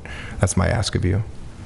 Well, let's make that decision on an agendized meeting and give our city attorney an opportunity to analyze all of the different scenarios and give us the pros and cons. So that's what you feel you need. Sure, sure. So if what I would request then at this point that we return to you at your June 20th meeting. We'll provide you with a calendar timeline of when the the rulemaking process, as we're calling it, the schedule for that, and then at that time we'll also we'll also ask the council for direction as to how long you want to delay the enforcement in terms of imposing fines and penalties. And whether it's a stay of enforcement or a soft rollout, sure. The definition of that. Right. Okay. Okay, with that seems like a good plan. Comfortable with that? Is there any objection to taking a vote on the resolution? Not from me. I'm happy to move the resolution. Second. Moved by Councilmember Martinez, seconded by Councilmember Medina. Councilmember Martinez? Aye. Councilmember Medina? Aye. Councilmember Pats? Aye. Vice Mayor Bowders? Aye. And Mayor Donahue? Aye. Now we're on to 12.2, a resolution of the City Council of the City of Emeryville authorizing a contribution of $16,867 to the Gilman Fields Joint Powers Authority. Why are they asking now? For cork. They want to use cork. Well, isn't that what that's what we Is there a use? staff presentation on this? Pedro? I have a staff report, and I'd be happy to answer any questions on it. You have a memo attached from City of Berkeley, where they're asking all the JPA members of the Gilman Field to participate in funding the turf replacement. They are looking at doing the court similar to what was done at ECCL now to improve the safety at their fields. So I'd be happy to answer any questions that the council has. When we last dealt with this field, we asked for a proportional payment, and they did set up the request this year based on Population of It's city. based on population of city, which makes it for Emeryville 16,867. Other cities have a larger amount to contribute. okay, hearing that, I support this resolution. Public comment? Oh, yeah, we have to do public Oh, yes. comment. Public comment on the Gilman Fields. No comment from the public, so I have some comments. I'd like to hear from Councilmember Martina, who's on the JPA. Yeah, so sitting on the JPA, we still do not contribute our annual fee equitably or by population. It's just a flat $15,000 that we're locked in for apparently 30 years. My experience has been interesting there. At my first meeting, they changed the meeting date without notifying me or Brad, so we showed up, the meeting time without notifying us, so we showed up half an hour late. I don't think Diane was ever notified about meetings. Nope, not until very late. My second meeting, I know they had my email because I got to the first meeting. They didn't email me for the second meeting or give me an agenda or a date and time or anything. So I missed the last meeting where they were discussing this. I don't know if that was strategic, but I was unable to attend because didn't find out until Brad was there calling me. He had been emailed, but I had not. So because of my absence, I emailed them asking for some information. I asked for some just numbers of how many people use the field from Emeryville. I received no response from them. I asked Carolyn. My understanding is that we have asked for data before and received nothing back from them. So I feel like this body is not being transparent with our city about where the money is going, and they're asking for money above and beyond what we frankly owe. I do not support this at this time. If I can add one thing, they did share at the last meeting with Brad, who mentioned it to me, that they gave an estimate that there's 19,000 users based on a 3.8% that they're saying per city. That would mean that about 722 users, but that's including non-residents. So we would estimate 300 to 400 users from Emeryville use that facility. But that's just an estimate based on that. Wait, so 3.8%, just like that, they're just basing that on the population. They assume it's proportional across all cities? That's ridiculous. Yeah, it's really shocking. One other thing that one of the other organizations said they could do, but it has to be done, collected by somebody. They could provide more detailed information regarding users from all the different users that are there. They are changing, I just got an email recently, they are changing the management group that's managing the facility now, and I believe City of Berkeley's taking it over. So who is the convener or the facilitator of the JPA that Councilmember Medina sits on? Is it the City of Berkeley that? City of Berkeley. So the disorganization we're receiving is from Berkeley itself? Yes, they're the ones coordinating. That's what I'm the hearing is meetings. comprehensive disorganization that's not making Emeryville represented properly and not making her effective. Is that what we're hearing? And the city clerk's office did notify that body right after you all decided on your appointments, and subsequently again, just to make sure that they had the contact information. I'm just getting every other email. Just as a detail. You have a motion? Well, I think you already moved 4. Yeah, but I have further questions about this. Is this, I guess this was a previous council to our being on the council that approved this a long time ago. Long time ago. And we have a legal relationship to this JPA, I take it. Mm-hmm. That's correct. When did we join it? It says 2004 is the second agreement. We entered into the JPA in 2003. Okay. That sounds about the time I remember them building it. And it's how many years? Is it 30-year JPA? The term of the agreement is that the agreement remains in force and effect until it is, until essentially the parties, the individual cities decide to withdraw. Now, that being said, there's an asterisk to that.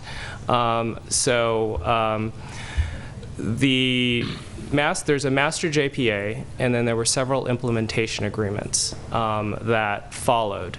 The master JPA talks about the termination. Well, get back to your question. The master JPA says that it remains in continuous force and effect until the member entities withdraw from it. And there is, I believe, a 6-month timeline for notice to be given for a particular member agency to withdraw. But there's also a provision that as part of the master JPA, that the parties would agree to enter into implementing agreements as well. And we have entered into 3. The city of Emeryville, along with all of the other member agencies, have entered into, at this point, 3 implementing agreements. The third implementing agreement that we entered into was to consent to a ground lease that would be entered into between the city of Berkeley, as essentially the JPA head, and the East Bay Regional Park District for a ground lease of part of the Gilman Field site. That ground lease is for a period of 25 years that began in 2007. And that continued. That's currently set to go from 2007 to 2032. As part of that implementation agreement that we entered into, along with all the other cities, Emeryville, the member entities also pledged that they would not withdraw from the JPA while the ground lease was in effect. Okay, there's the end of that question. But we don't have to pay this. That's correct. Are you keeping your motion on the table? Well, I want to discuss my motion. Okay.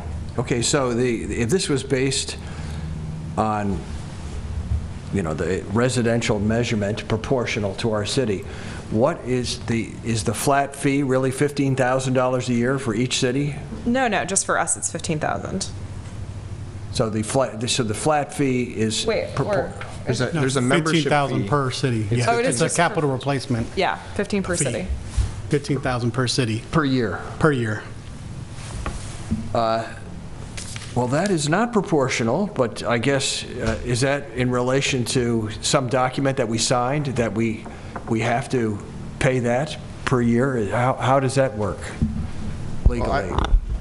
I thought the last time we paid our annual fees, we got an assurance from Mayor Bates that he would, that there would be a proportional reassessment. Yeah, and we did. He cut it down, and we paid. We cut down that payment, but then there's never been any permanent census data or nexus that ties in how many people from Emeryville use the fields to what we pay. And I fear we have a good relationship with the current mayor of Berkeley. He's got a lot on his plate, but that was an agreement I'm just changing my motion. It's a little. That was a verbal agreement that he expressed to me over the phone the night that we approved the payment. That's right. We cut the deal down. That this is really an logarithm that we could calculate and make everything proportional to our population, and so that fee would be reduced because their city of Berkeley's population is greater, and then we pay not this $16,000 amount, but the proportional amount that we've already paid for the master fee. So in other words, we do our own calculation of our population value on this, and we pay not the $16,000 amount, but the new amount, which is some lesser amount of money. So, well, that's separate. Yeah. So here's what I'm looking at on page 7 of the Berkeley memo. There's a little graph there, And so the fee we've been paying annually is for the maintenance of the fields fee. It goes into that fund. So the time for the fields has come up, and if they simply repaired the field using the current materials, it would cost us zero. All the money is there, that we budgeted it right, we funded it right, everybody's paid, it would cost us zero. They want to go to the bottom of the graph and do the high-end improvement, which we have at the fields at ECCL. It's the same materials, and it's coming up with this shortfall, which is why they're billing us to cover a piece of this. My view is that there's a couple separate issues. To the points about your point about ongoing, like what's our proportionate part going forward, I think that that's something that Councilmember Medina, as our representative, can and should go back with staff to the JPA and say that we should agenda this and that we want to have a discussion about it. I think we could I personally am of the opinion we can send them a letter saying we support 1A, which is funded now, and not give them the money, so that when they finally come and go, wait, you didn't give us money, we can then say, by the way, we have a list of things that we'd like to see cleaned up, including just notifying us. I mean, there's just not been a commitment, it feels like, even as a resident over the years, listening to this council discuss this issue, it feels like it has just never been a well-managed JPA.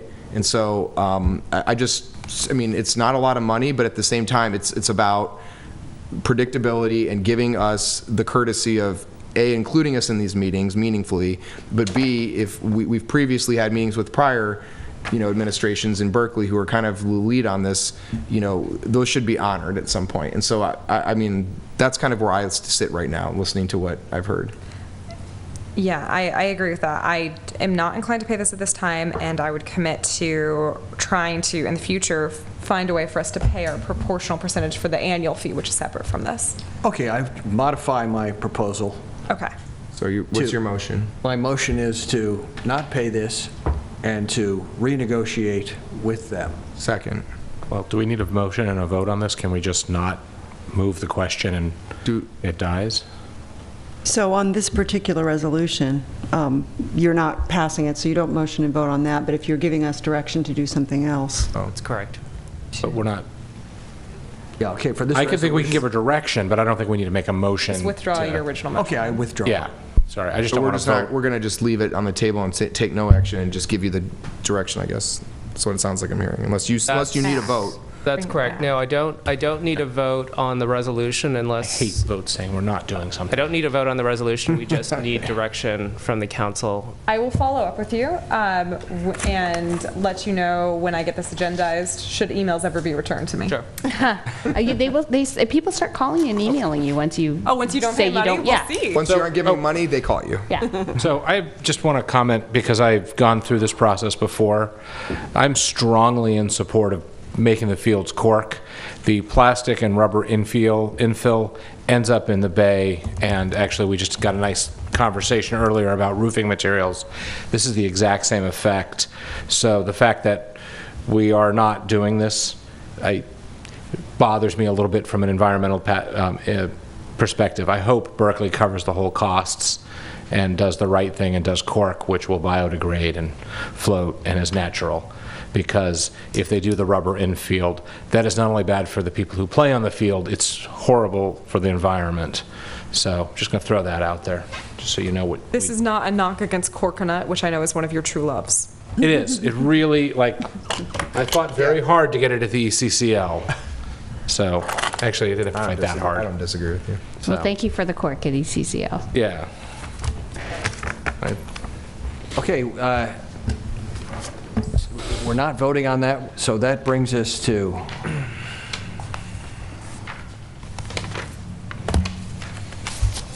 communication and reports. Department heads.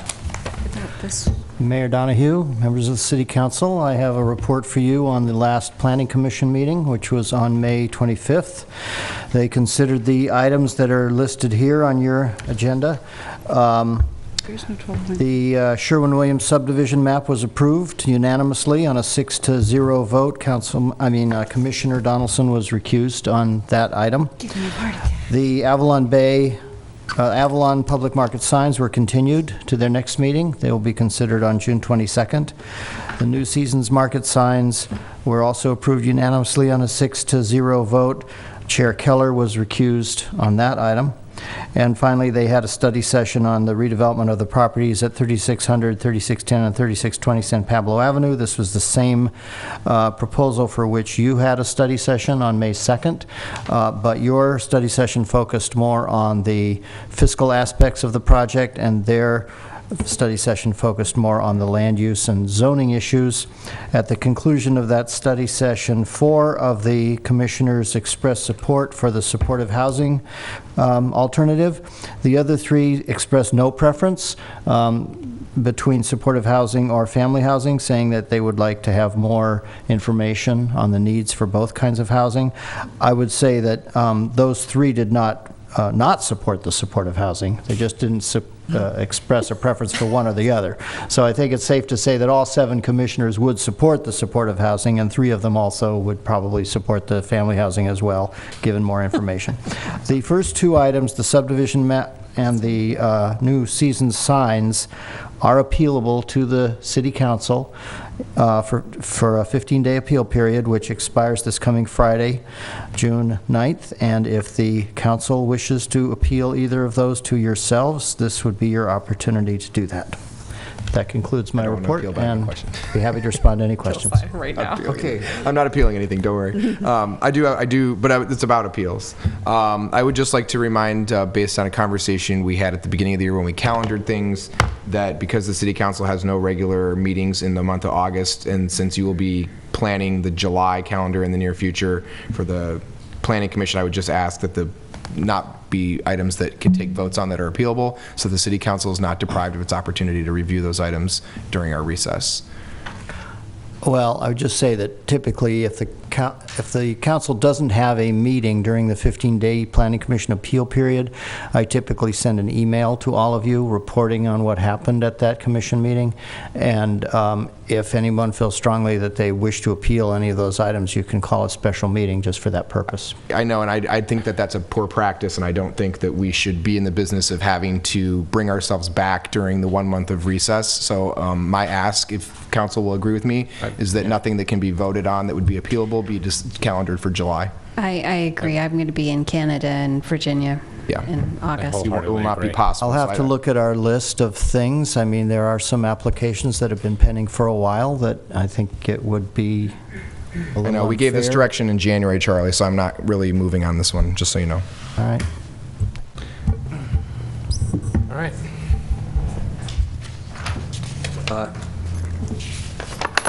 Council members reporting on meetings attended. I'll just give everyone a quick update on the East Bay Community Energy that I gave you right before our meeting. We're still in the process of looking for a CEO, and at the same time, we haven't yet seated our our advisory committee, which there was a big force to involve the community in this JPA. It was a driving force in deciding to move in this direction. There was a 38-person steering committee, so a lot of people from labor, from environmental justice groups, from environmental groups have had a say so far, and yet haven't had, since that the community advisory group hasn't been seated, just due to some delays, they haven't been involved in the selection process for the CEO. So just there's a little bit of an imbalance that's there that hopefully will get corrected, but that's the update with what's happening with EBCE. I got to attend the Alameda County Fire Department Commission meeting as the alternate for Councilmember Martinez. Thank you. It was quite delightful to head down to Dublin on a evening drive, so that was lovely. But the projected budgets were gone over, and the only thing they talked a lot about the upcoming stuff that'll be hopefully talked about at Public Safety this week, the report, and so, but in general, fire's doing well. So did they say, how are the new SCBs going? I want to say scuba, but it's not underwater. The It's breathing an apparatus. It's an SCBA, a self-contained breathing apparatus. We're in the middle of the first week of the fit testing for the new masks, which is an OSHA requirement, and the training familiarization with the equipment this week. That'll conclude by Wednesday of next week, and then we'll roll into a 10-day implementation of the exchange of the actual units on the rigs. And that's a significant logistical piece while we're also running calls and engaged in our normal day-to-day activities across the county. So that's undergoing now, but we believe that'll be completed by the end of the month in conjunction with an updated radio rollout that'll improve our regional interoperability. At the same time? Yes. Wow. It's a busy month. Yeah. So what's happening to the old SCBAs? So they're being stockpiled at Station 6 right now. Because they were purchased through a grant, we have to hold on to them for 6 months. At the end of that, they will probably be donated to local fire service programs at the community colleges. Okay, thank you. Didn't come up. Yeah. I saw a picture on Instagram, so I wanted to know. Okay, Yeah, I was at the BPAC meeting last night, and they felt strongly as a group that they'd like to increase their numbers to 9, and also asked for us to put some special consideration when reviewing applications towards people who have ADA experience, accessibility experience, and pedestrian focus. So the next section I can agendize that. And at our transportation meeting, we met with residents from Avalon who had significant concerns about crossing the street, and those are things we're going to follow up on. And they had really done a lot of their own legwork in timing traffic signals, drawing a map of exactly where their points are. So I really appreciate their advocacy for their community there. It's crossing San Pablo. Oh, yeah. To get to Pack and Save. I will note for the group that if you look on Google Maps at that crossing, you will see a 93-year-old woman in a walker in the median. No! As we found out during the meeting. it's all true. And they know who she is. They identified her immediately. They're like, yes, we all cross like that. Yeah, That's hilarious. It's right on Google Maps. It's not safe, but it's hilarious. But Caltrans would maybe be affected by that Google image. We'll be and including that in Caltrans the has email. to be involved in this. So if there were a grant program for safe routes to Pack and Save, we could take care of this. Or our new public works director maybe could follow up on that to see whether Caltrans can get that photo and. I'll find the picture for you. I saw the picture. We should frame that. Worn, too, the pathway right across the median. Yeah. They've trampled it.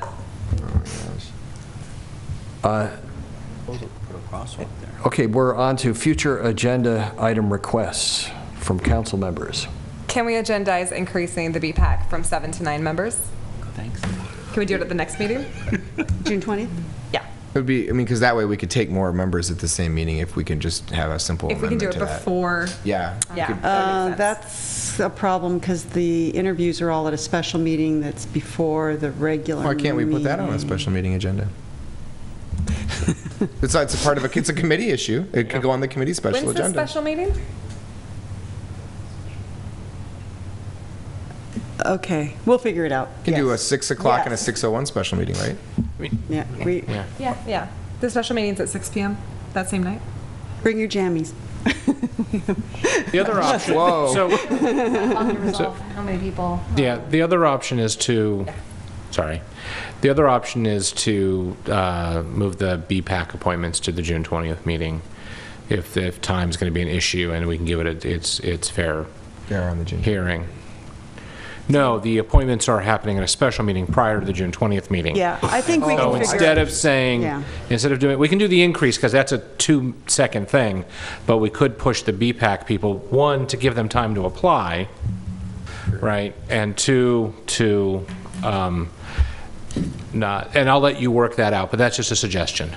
Okay, we have, I believe, if I'm remembering correctly, and I don't have the list in front of me, I believe we do have plentiful applicants, and I think that Michael and I can put our heads together and figure out a logistic way to make it work. So we'll just say yes. Thank you. Thank you. Thank you.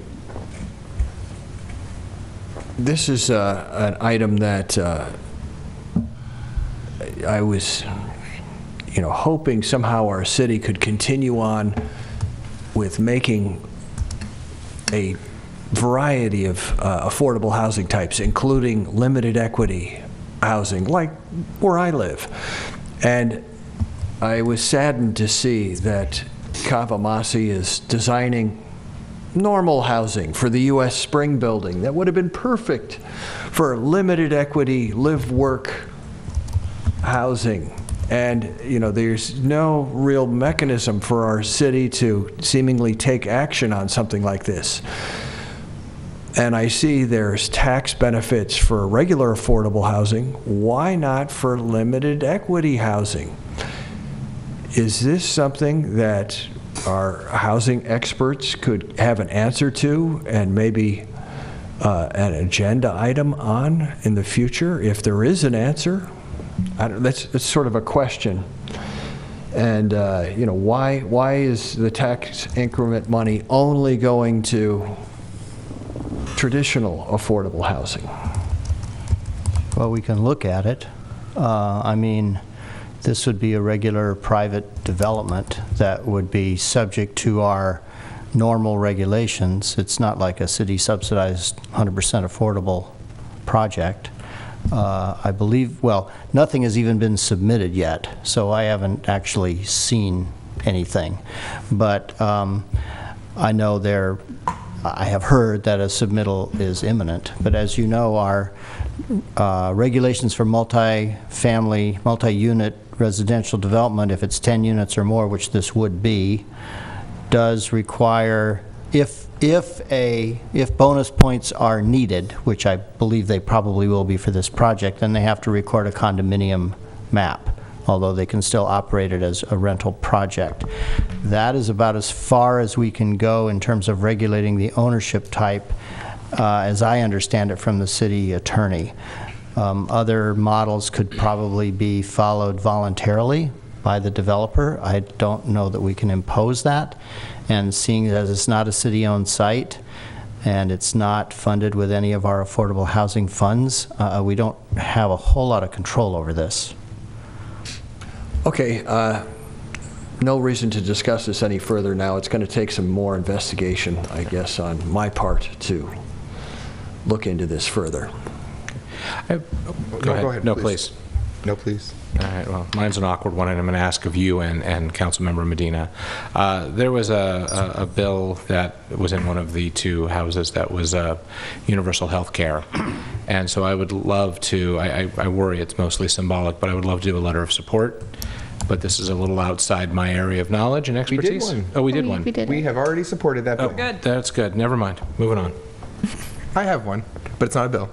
Although I have lots of bills. But Councilmember Medina and I were speaking, and I think that we would like to ask, and just to put it on everyone's radar early so we can have some thoughtful discussion of it, sometime in the fall, having a study session about planning for the 2018 CIP submission to ACTC.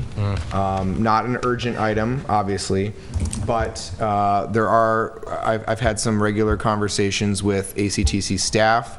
There's an interest in looking at ways to kind of amend the model for how they're funding us in CIP cycles. They're looking at potentially making changes to small cities in particular.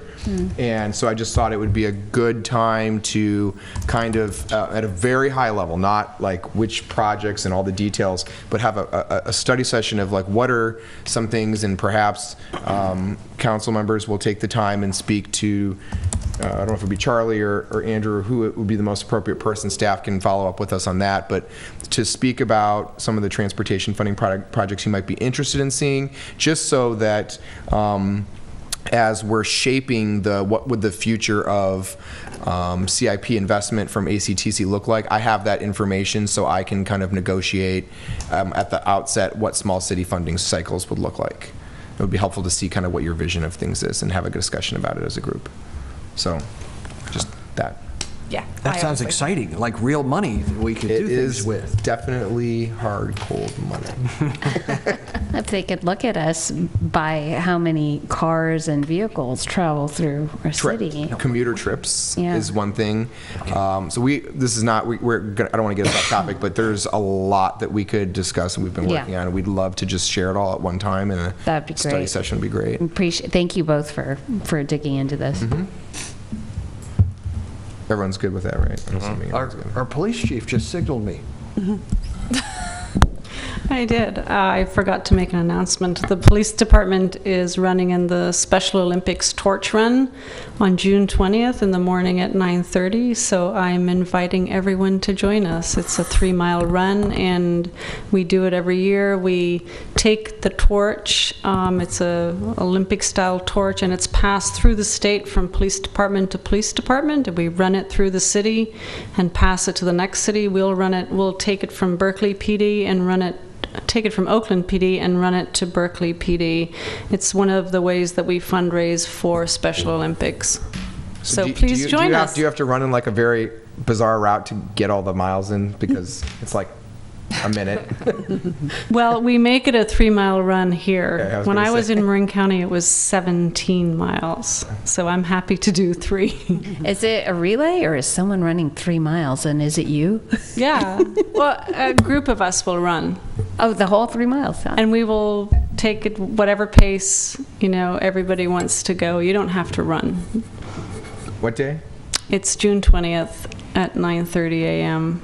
We'd love to have your support. And where will it begin?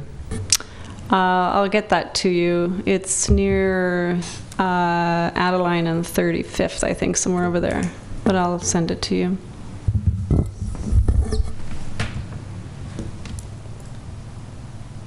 Okay, I think it's looking like we are done here. We have more closed session, don't we? Oh, yes, we have more closed session. Regular council meeting is adjourned, but we must finish our closed session.